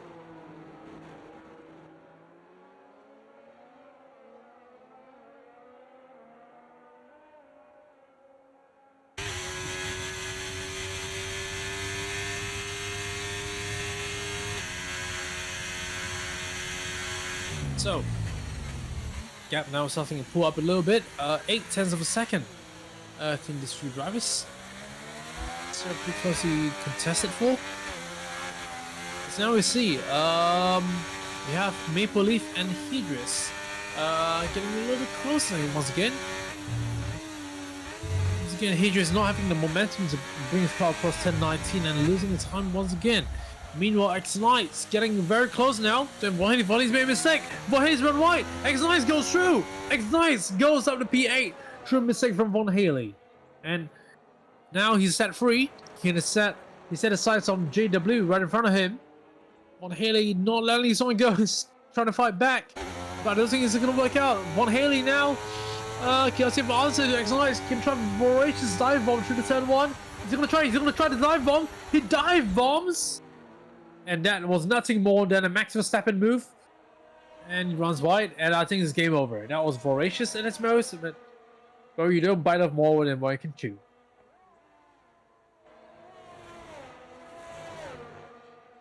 And Von Haley to really add to his balls right there. 3-second time penalty, exceeding track limits. So the duels over X9 wins it. Meanwhile, unsettled business right up in front. Still, Techromancer, Daki, and Maple Leaf and Hedris. Maple Leaf and Hedris now getting very close here. Hedris gained that confidence and needs. Now only 3/10 of a second, I think he's got a good momentum there to the long straight. So he's trying to look there, but no. Stays behind Maple Leaf for the time being. But now has a good switch through. Maple Leaf runs right. Pedro's gonna try the long way around. Dawson on a switcheroo. Gonna try to move down the inside again, but not quite. But it's gonna have Maple Leaf's in the room. Maple Leaf is in the room. Hedges is definitely not gonna say no for an answer. But now, oh, Maple Leaf just shuts the door there. But damn, they are really close right now. Hedges still stays behind. But then, albeit less than a quarter of a second separating between them, but it's still line of stand. They're almost knocking each other. It's close battling through the penultimate corners here for Maple Leaf and Hedges. And he just really want to get a move on here. Down in, traveling down the inside, but he just trying to give him more space to Maple Leaf. But now it's getting even closer. He wants more space to get down the inside. Good strategical option from Hedges. Hedges now having lunge there. And no, still can't get past Maple Leaf. But does he have the momentum? Does he have the traction to get him down past turn 2 and 3? He can't. Still sits behind Maple Leaf. But thankfully, in such conditions, you do not have the heat that's produced by, as it is in the dry tires. So the tires do not wear out that easily as compared to the dry. So he can still stay behind Maple Leaf for the time being. So all these drivers, tire still shouldn't be a factor here, considering that they're still on at most 5 lap old intermediate tires. Still 10 laps more to go. Still going to be more or less status quo to the end, unless it starts to dry up. But I don't think it's going to dry up. It's still going to be as wet as it is. Meanwhile, he's just going to look for another attempt. He's just going to try one down the inside. He's going to sell the dummy. It's so unstable. He's so indecisive. And that suddenly cost him. Maple Leaf parks the bus very well. Sorry, parked the car in the middle of the track. Sorry, too much football. Oh, now, well, Maple Leaf just selling him the dummy, doing a bit of drifting, but just parking it nicely right in the middle of a track. Still, Maple Leaf leading Hedges. True 10, number 14 and 15 here. He's just really getting impatient. I can tell from his body language, the way he's driving the car, he's getting very impatient with Maple Leaf, but he just wants to get past. Maple Leaf already 17 seconds behind the two drivers, Sacramento and Ducky, and simply because he's made a mistake by going that 1 lap extra on those slick tires. He's just being made to pay the price by Maple Leaf, and this is not building out well for the Alpine team. Now, Alpine certainly need those points. They're sitting well down in 9th place in the constructors, and obviously getting up that extra 2 points would be crucial here. But for Panadan, if you are Panadan, you would really be rooting for Hedges to get past Maple Leaf in order for you to be proud of constructors. Now, as it stands, the lead between McLaren and Williams, as it stands, it will be 16 points if it finishes this way. But if it's going to be Hedges past him, it's going to be 18. And obviously the 2 points may be pivotal when it comes to the final constructor standings at the end of the season, especially when the skipper comes back. And Panadan really knows about this. He really wants to just make sure that he gets the most points out of this race as possible in the skipper's absence.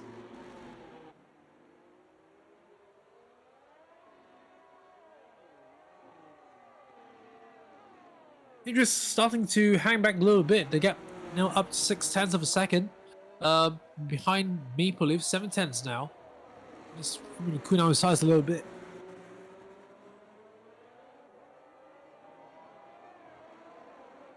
But just holding a lot of the stern right now. 5.10, 6.10. But one thing I find interesting is that Maple Leaf has stopped falling further behind Darky. In fact, Darky is starting to fall behind Taco. Has he taken out too much of those tires? Or has he started to, well, has he overused his battery? Is he recharging his battery? That's why Maple Leaf is starting to catch him up a little bit. I'm not sure, but Tachomancer looks set to be stabilizing in 2nd place. It looks like it's going to be a Panadan and Tachomancer top 2 as it stands. Darky should be sitting in top 3, but now Hedges still not getting past Maple Leaf. As you see, oh, Jeffrey pitting. X-Knight is pitting. Why is X-Knight pitting? Have those tires really worn out? Look at X-Knight. He's pitting now. He goes for a new set of intermediate tires. Wet tires. This is full wets. No wonder they're losing time. So the question now is is it really time for full wets? Well, the visibility has really gone down quite a fair bit now, but is it really time? Oh, look at that. It's really beating down him. They're losing grip. They're really losing grip. It looks like a crossover now. It's showering hard on the circuit now, and that's why Hindrance is getting in. Maple Leaf not very confident on his wet conditions, remember, and Hindrance is now getting all over him, and Hindrance down the inside. Hindrance finally passed. Is he finally passed? Maple Leaf tries to shove him off, but no. Hindrance is finally finding a line he needs. Maple Leaf loses grip. He runs very, very wide, and now Hindrance, with those changing conditions, Hindrance is now up into 4th place. Finally for Hindrance. But it's synonymous with one thing, that the weather is really attacking a turn for the worse. As we see now, X-Knights, the gap now is gaining. And now we see, oh, Takamatsu and Dako. Takamatsu has lost it. Takamatsu has hit the wall and is trying to pit for those wet compound tires. The conditions are really taking a turn for the worse. And now Pendadan, by staying out, has he made the strategic error? Daki pits. Takamatsu has crashed at the pit entrance, but he's pitting as well. Hindrance pitting, Maple Leaf pitting, New also pitting. Has Pendadan make a huge strategical error by not pitting? This will be crucial here for the standings and for the whole race as a whole. Look at the gap now. Ducky and Pendadan, 29.2 seconds. Pendadan still trying to manage it very well, but I'm pretty sure he should be coming in on this lap. These conditions are now in. Oh, Von Haley's got a 3-second penalty for corner casting at the final corner. But look at this conditions there. Look at that. Kevin Sid McLaren there coming down the circuit. The cameras are completely blurred, and oh my goodness, this has got to be one of the worst conditions I've ever seen in JF history. Look at this. These drivers really nearly across in a very technical quarter circuit. In these conditions, oh my goodness me, I don't even know how Pendadan is surviving these conditions. Pendadan, well, he's only lost a couple of seconds missing out. Hopefully he can still retain the lead once he comes out of the pits, but definitely he's going to pit now. The question only is, can he stay in the lead ahead of Ducky by staying in a 1 lap longer? Here it is. It's coming to the pits, Pendadan. So, keep an eye out between the gap between himself and Ducky. Ducky is now 27 seconds behind. As Hydris got penalty with multiple warnings as well. Get another penalty for Hydris. Where's Ducky? No, Ducky's coming through turns 16, 17, and 18. Pendadan has completed his pit stop. Has he created a big enough gap in those intermediate conditions to stay ahead of Ducky? The answer is yes. Pendadan retains the lead, but still on those intermediate tires. Oh, is that the right tires to be on? Oh no, did he make a strategic error there? Why is he on the intermediate tires still? Oh, this is big for Pendadan. But meanwhile, behind we have Newman X-Knights battling out for 6th place, but we'll keep an eye out between Ducky and Pendadan sooner or later. But Newman and X-Knights now. The two drivers really close on track now. X-Knights trying to find a way through. X-Knights really loving these wet conditions. Should be trying to make a lunge. He's taking some away, but is not going to make a lunge. Von Haley finally pits. But now Newman X-Knights fighting out for P6 on these wet conditions. Pendadan, meanwhile, the gap down to 4.3 seconds. JW's got a penalty for multiple warnings. But now look at this. X-Knights really enjoying these conditions here, despite we got slightly older wet tires. And Pendadan's losing the time to Ducky now with just 6 laps to go.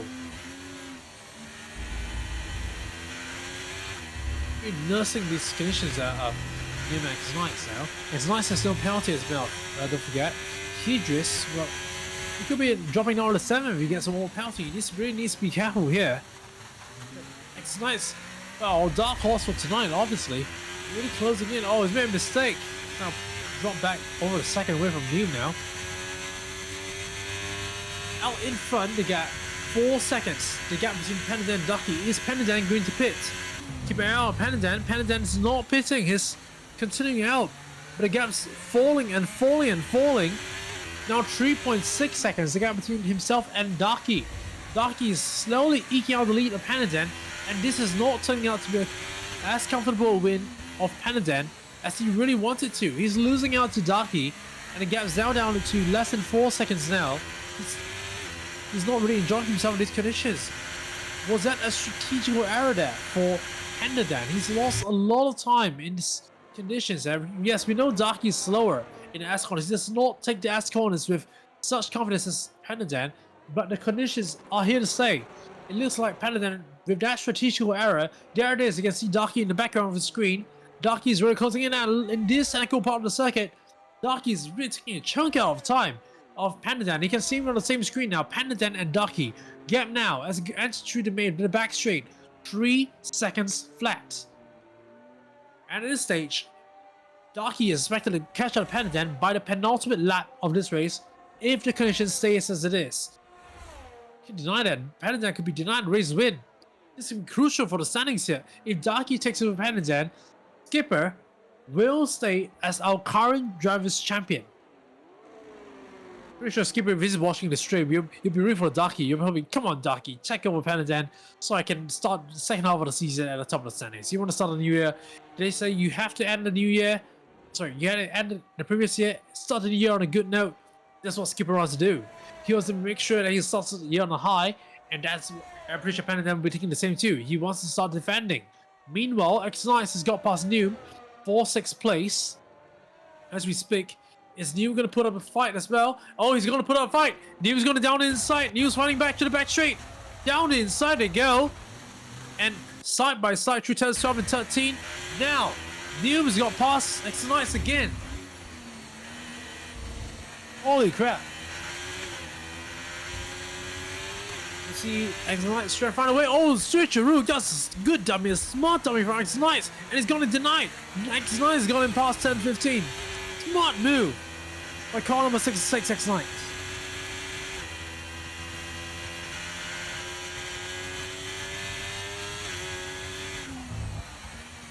Meanwhile, you see Sacramento also starting to close in on Darky again. And if you're talking about closing in again, both of them are closing in on Panadan again. And this time for real now. We begin lap 24 out 28, and the gap between the two drivers, Panadan and Darky, 2.8 seconds. It's still game on between these two. You see, it's nice and new. Oh, we see Neil spin. Neil has spun. Neil has spun and lost his front wing. Neil has spun at a turn 2, and that's where Shining Storm and the Seas collided. This time, he's taking the third victim, and Neil is out with a broken front wing. He has to pit again. There's no way you're gonna continue on this track in these conditions. And the duel was over. He's lost on the JW as well. Neum is gonna start. Well, Von Haley's closing up on him as well, and I think Neum is gonna be plummeting down the back of the grid. Neum's gone. Meanwhile, Dr. Techromancer, oh, the battle's back. They're back battling. And Panadan's smiling and he won these two the battle. Look at this, Dr. Techromancer down round the outside. Through turn 18, there's not a competition overtaking spot. And this final stages of the race, the battling is all going to unravel now. And you see Darky himself chasing Panadan. He's now taking more defensive stance against Techromancer now. They are still closing into Panadan, but well, Panadan is going to use the battle behind to his advantage here. Look at that. Darky still having to go defensive against Techromancer. The gap stays on lap 25 at 2.8 seconds, but Techromancer closing in really quickly. What does Darky do? Do you let Techromancer shoot and just follow him through to attack Panadan? Or are you going to start defending against Techromancer yourself? What do you do? That's going to be crucial here.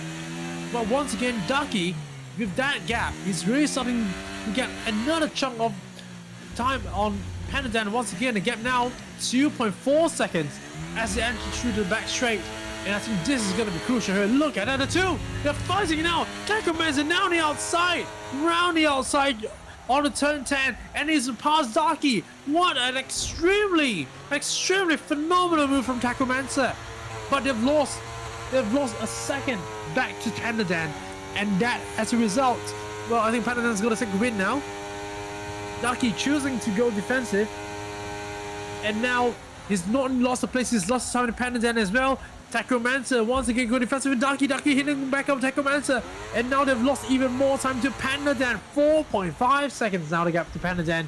And whatever is going on now, whichever that strategic error that Panadan did, this is going to help Panadan clinch his third win of the season and finish 2024 on a high note as our current championship standings leader. But the question now is, can Technomancer start shutting the door and closing in on Panadan? Now we're going to start lap 26 hour 28.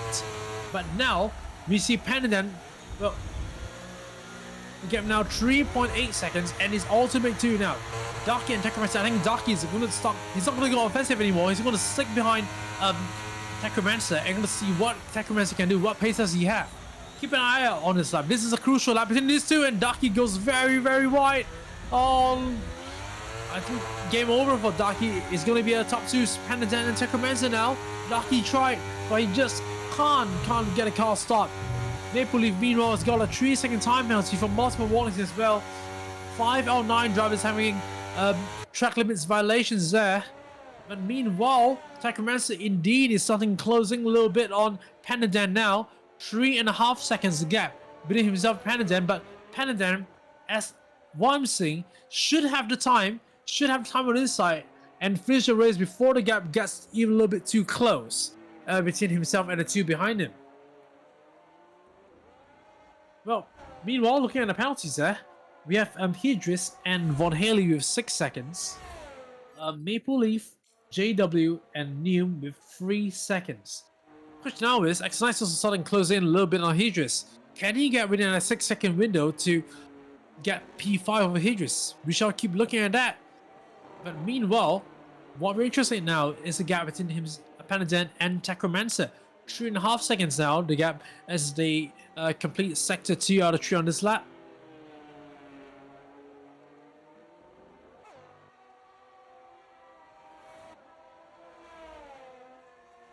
.3 as they go through the more technical parts of the circuit. Panadan obviously cannot go as quick as the other drivers behind him. So I begin now the penultimate lap of this race. Panadan starting lap 27 or 28. Technomancer close behind, 3.1 seconds behind. Darky as he has conceded defeat to Technomancer. When a battle out in front now, 3.2 seconds. Panadan on different tires compared to the to his competition. I don't know how long those intakes can last, but he's really starting to nurse those tires at the very end. The rain still falling heavily here. It's still wet conditions out here. And Technomancer, I think he's made a mistake. He's lost time. He's actually lost time to Panadan, and Darky's not closing in once again. Well, whatever Panadan is doing, I really see that consistency in him. He's really nursing those intermediate tires to the very end very well. And I think if there's any driver worthy of the victory today, it certainly has to be Panadan. That's a masterclass right here to nurse those, tires which are not the optimal tire to the very end and defend yourself well against your opponents.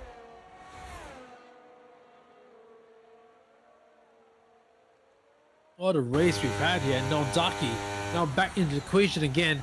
Darky now to less than a second behind Technomancer. Well, goodness, I don't know whether Technomancer has taken too much of those tires. They're trying to close in the Panadan and trying to fight Darky, but now Darky, by staying just that far behind Technomancer, I think he's got the tires now to take a battle once again to Technomancer. But now the crucial thing is, obviously it only matters whoever finishes ahead when they cross the finish line, and not who holds the lead for most of the time. So it's not over till it's over. It's still Panadan from Technomancer from Darky, these two. As we now see Von Haley and Neum is now starting to fight again. Something happened to Von Haley, I think. So Neum is over the back of him now. Von Haley and Neum side by side. We haven't been talking much about these two yet. Neum losing out at the very middle stages of the race by losing his front wing. Now trying to make amends for his losses. Neum and Von Haley now side by side through 10, 7, and 8. You see Neum over the back of Von Haley. I think we're going to see a lunge somewhere as Von Haley is starting to go defensive. When does Neum make a lunge? Not here, but certainly I'm confident it's going to be through the back straights. Oh, it's going down inside. Oh, nice move there from New. I think New should be able to get it down to the breaking point 10-11. But obviously, Von Haley having better traction. They're both going to use their batteries now. Now, New going down inside. Is he going down inside? No, he has to tuck right behind him. But, there's a dummy. There's a dummy there from New. Traction raised down to turn number 12 and 13. Von Haley hugging the inside line. It's not a switcheroo there from New. It is not a switcheroo, but loses traction as he drifts across. Into turn 14. Von Haley forces New wide, but now next to the inside line for New. Can't make it count, but now they're continuing away through turns 16, 17, 18 as they were. They're still pushing each other through. They're not lapped yet, but oh my goodness, that's so dangerous. But crucial points happening for this bottom place standings as well. So good noise. And then New through the last corner of the race. Oh, he's gonna hold it down, and yes, he's got 8th place finally over Von Haley, and it's going to be set as score as of yet. But now going back to the leaders is now Pandadan, rounding through the final set of corners here through turn 18, getting into 19. Pandadan now on those intermediate tires, completing the race, winning the race.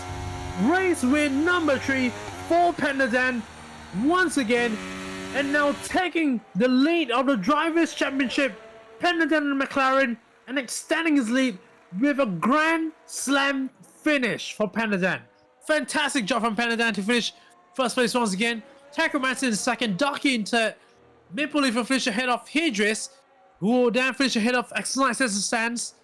Then JW, New, and Von Haley, barring the penalties as it stands. Well, that's the top 9. Well, evenly spread out on the grid right now, but that's the results. Pandadan race win number 3 and taking the lead of the Drivers' Championship.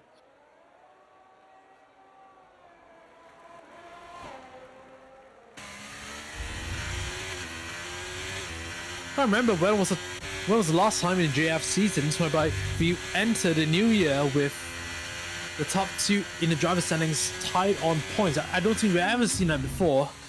Well, but it's going to bode well for a very exciting second half of the season in the year 2025, as we see.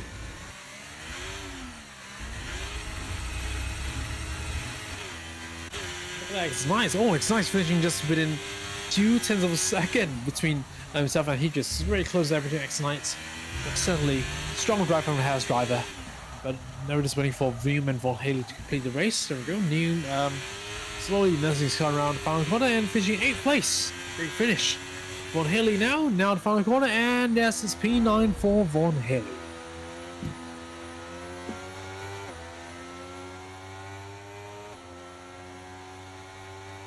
So, smooth end. A very smooth end to the 5th race of the season. X-Nights, of course, driver of the day there. Well, going through multiple hurdles through the race, and then recovering to finish 6th in the race. Certainly an embodiment of never ever give up. And that's the motto that everyone should have here in the JF. Here it is, the race results here. Pandadan, race win number 3 of this season. And of Techromancer, Dan Darky, and Maple Leaf. So, interestingly, the top 5 finishing where they qualified. I don't think we ever had this in JF before. Top 5 finishing wherever they qualified. But certainly, it doesn't mean it's a boring race. It was actually quite exciting race there. Pandadan having his fastest lap, well, almost 2 seconds faster than the rest of the pack. Strong performance there from Pandadan. Fastest lap, leading almost every lap of the race. And finally, we're going to race number 3 and being final time points with Skipper. But the question now is, what does this spell for the second half of the race of the season? Well, unfortunately, therefore, Curado, Yacizi, and Shanitom not finishing a race. Curado, I'm pretty unsure whether he completed over 75% of the race. So that's going to be up to the stewards to determine. only finishing 7 laps. So I don't think he's going to get any points right here. Unfortunately, according to the JAF rules, so that means only JW will be taking away points from this race. Oh, such a shame that for Ferrari. It could be in for their first ever double points finish, but this is why you had to finish a race, ladies and gentlemen. So once again, we have a ticket being opened between the CC and Shining Storm.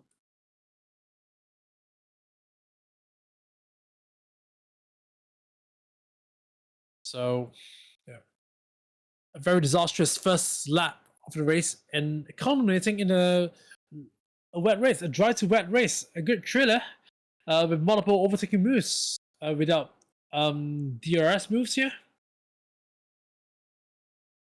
So who says you need DRS to overtake? Who says you need DRS in Formula One games?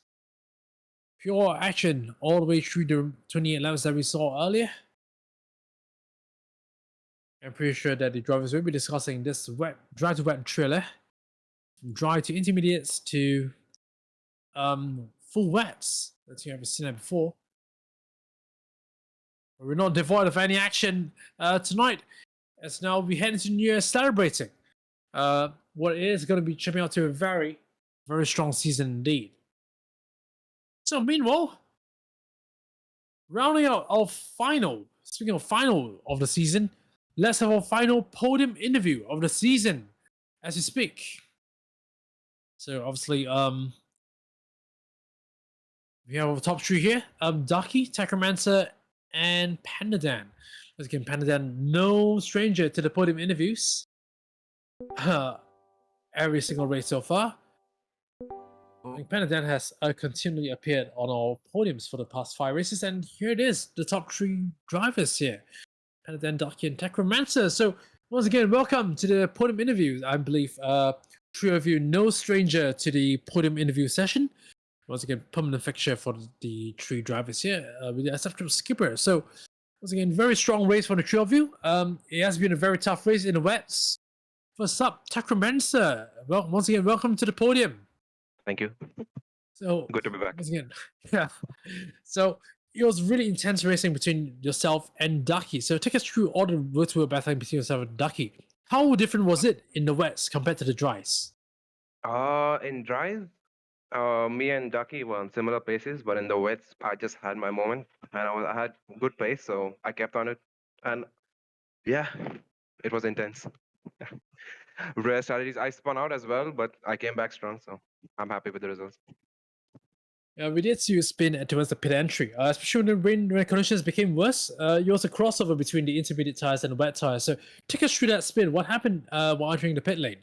I was deciding whether to not pit or just stay out because I saw Panda and staying out, so I was confused. But then at the last second, I changed my mind, so I went into the pits too fast and I spun out. This happened. I was confused, panicked a bit.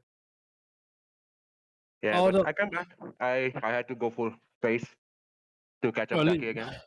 at least you got to the rear of Ducky and it got us some last minute race action. I mean, last minute race action between yourself and Ducky towards the end of the race, even after the spin. So good catch a moment between yourself and Ducky. So as you approach the new year, especially, we are onto the final few days of 2024.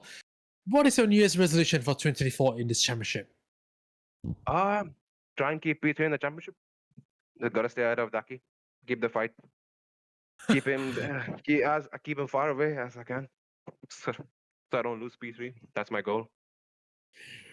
Of course, the gap between yourself and Ducky is 5 points now, so certainly must be getting quite competitive between the both of you, eh?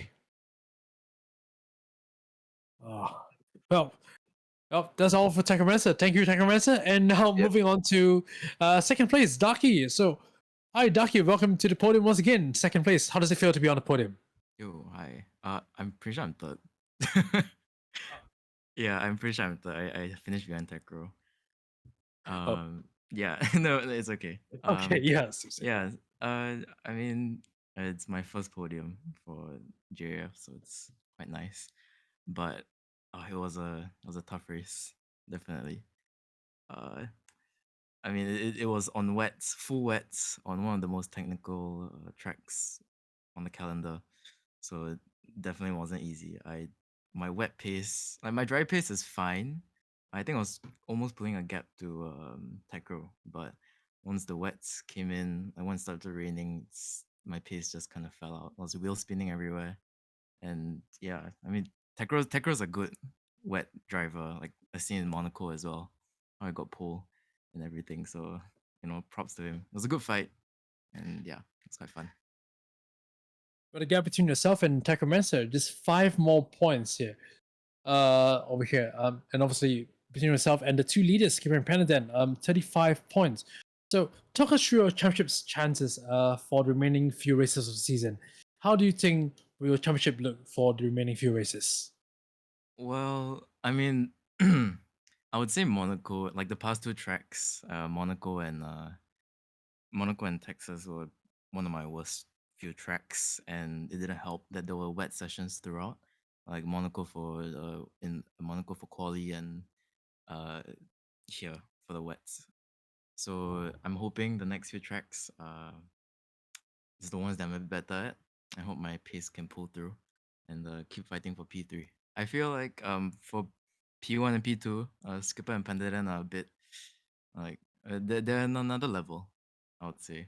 So it's a bit difficult, but yeah, I mean, if if somehow I manage to fight for them for I guess P2 or even P1, then that's crazy. But other than that, I'm really focusing on trying to beat out Tekroya. Well, I guess you had to pray for the weather gods to to work in your favor for the remaining few races then. Yeah. But yeah. Once again, what is your New Year's resolution for 2025 in terms of the championship? What hopes and aspirations you have? Get better wet pace. I, I mean, honestly, my dry pace, I feel like starting to practice a bit more. I didn't start. I haven't. I started sim racing quite late. It's only been about like more than half a year. So like I'm still trying to improve on a lot of different aspects. So It's okay. yeah. You're quite strong already. It's I quite mean, strong I already. can always, relative to- yeah. go stronger. I can always go stronger. So yeah, I hope to get better pace overall and keep training, I guess. It's okay. I'll definitely see you fight for the championship in season 8 in JF. Yeah. Well, hopefully, yeah. Yeah, of course. Yes. Thank you, Daki, for the interview session. Thank you. But now, to our champion once again, Panda Dan, 3rd race win of the season. How does it feel to be on top once again?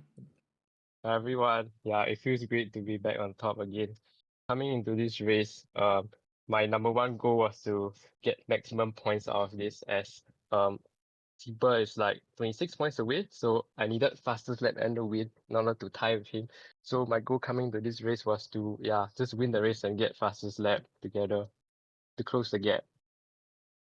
I don't think you just closed the gap. I think you've also got him because, yes, you're tied on points, but now you're ahead of him in the championship standings due to the number of race wins. You have 3 wins. Skipper only has, I think, 1 or 2 wins. So, yeah, you're now ahead of him. So, how does it feel to be on top? I believe you must be pretty ecstatic to start 2025 on a very high note there. Yeah, I think it's a good way to end off the year, ending in first place in the championship. Yeah, of course, but I don't think it came easy for you. Obviously, we had a very tight competition in the qualifying as well as race. We did see 1 lap during qualifying, whereby you bailed out on the lap. Although I think you lost time in the 2nd sector, and then you suddenly bailed on the lap, and I think that left you vulnerable to Technomancer behind. So, talk us through that attempt. What happened? Oh, actually, right, in that 2nd lap, I was using 1 tire, so I was really just warming up only. I didn't intend to set a faster lap, which is why I was down quite a bit. Yeah, else I would have gotten on a new tire, which would have been a proper lap. Yeah. Did you see any track coming in from Technomancer at the point of time? No. Oh. I mean, the gap between yourself and Tekken was 210, so it must have still be pretty tight towards the very end, isn't it? Yeah, I knew I had pace lah, so I wasn't really worried about it. Oh, that's a good thing. But what about the race? I mean, we did see you go on intermediate tires, but the rest were going to the wets. So was that more of a strategical error, or was it more of a strategical sort of, do you do it intentionally? It was a genuine mistake. I did not intend to go on the inters. The moment I pitted, okay, what I did was that I instructed the engineer to pit for wet tires, but I don't know what happened, and somehow when I entered the pits, I saw the green stripe tire, and that's when I knew it's like, okay, off hope is lost at this point. uh, I knew I was cooked moving forward, but luckily throughout the race, the rain didn't really get very heavy, and yeah, Tekro and Daki also started fighting, which also helped me in my chances of winning. So honestly, I'm quite surprised that I was able to finish first. Yeah, I was heavily considering pitting at one point, but uh, about 3 laps in, I was like, okay, I just commit and see what I can do about it. Did you see the conditions to get really, really dangerous towards the very end? I mean, we did see a few cars spin towards the closing stages. Even on wet tires, we even did see, I think, Noom, who lost his front wing at turn 2 on the penultimate lap. So, do you have any fear when you saw this incidents happening through the course of the final stages of the race? Yeah, I was definitely worried about the weather getting worse. So I was just being as careful as I can, especially with my throttle and braking. Try not to push overexert myself to ensure that I'm just under the limit so I don't make any mistakes. Yeah, so my driving was actually quite conservative throughout that final stint because I was trying to play it careful. And I also had 2 warnings where if I get one more, I'll get a penalty already, which wouldn't be good. Of course. So it must have gone off pretty well. It's more of a mixture of skill and luck, and obviously more on the skill, obviously. That secured a win. So now this gives you a bit of a advantage of a skipper. So talk us through this championship battle between yourself and Skipper. How will you approach this battle between yourself and Skipper all the way for the remaining few races of the season? Honestly, I think my main weakness right now is making good strategy calls, which I think you have seen in this race. I did make some stupid mistakes. Like for example, starting on softs on the race when I knew that it was gonna rain later. Yeah, so actually the safety I was pretty lucky with the safety car, thanks to Colado, which yeah he unfortunately crashed out, which gave me the opportunity to pit later on, which just nice started raining when my soft started to wear. Yeah, so I think one area which I can really improve in is my strategy course, which sometimes is not really good. Yeah. So I think if I improve this, I will have a better chance in the championship as well. Of course. I mean, it's definitely something for you to learn over the next few weeks. Well, in speaking of which, we are, as well as the other two drivers, so we have asked for the New Year's resolutions from Daki and Dekamar. What about yours? What is your New Year's resolution for 2024? Sorry, 2025, as you approach the new year in terms of the championship? Uh, Uh, Same thing. Stay P3. Try and fight Ducky. Keep him far away from P3. That's my goal, I guess. Yeah, Panaden, what's your New Year's resolution for the JF Championship? honestly, nothing much. I think just making better strategy calls and not making stupid mistakes like bidding for Inters. Yeah, I think everyone really wants to improve themselves over the new year, and I think 2025 shall be a year of self-improvement for all drivers. And honestly, my New Year's resolution for the GF would be obviously for more clean and competitive racing for the remaining few races, and I'm pretty sure that's what all of you true drivers want as well. Yeah. Yeah. All right. So yes, once again, thank you for attending a podium interview, and you have a good weekend and have a happy new year, everybody. See ya. Happy New Year. All right. So that concludes our podium interview for race number 5 of the 7th season of the JF. So concluding Kota. So we haven't went through this before, but just run down on how the Kota circuit was being selected for this race. So at the end of every race, there'll be a voting system for all drivers in the full-time drivers pool to vote for the circuit of their choice. Either they want for the next circuit. So apparently, the 3 circuits being picked were all circuits located in the USA. So the first choice was Las Vegas. Second choice was Miami. The third choice was Kota. And apparently, Kota won by a huge landslide there. Kota won by, well, I think, easily double the votes of that of Las Vegas and Miami. So it was a very popular choice between drivers, and that was synonymous with an amount of competitive racing we saw early on try to pass 28 laps. So it's really interesting to see how these drivers really attacked the circuit earlier. And now moving on to race number 6. Well, we have a voting system once again. We have in our votes, in the choices as a matter of fact, we do have Singapore, Abu Dhabi, and Brazil. 3 very iconic circuits. All of them being championship deciders. We know what happened in 2021 in Abu Dhabi. We all know what happened in Brazil in 2008, and most importantly, Singapore back in 2008 as well. So it's going to be a very interesting fight to see which of this is going to be our chosen circuit for race number 6. As it stands, well, the Singapore Grand Prix is leading by quite a bit to be our to 6th race to kick off the new year, and I'm pretty sure for most of these drivers, it will be the home race.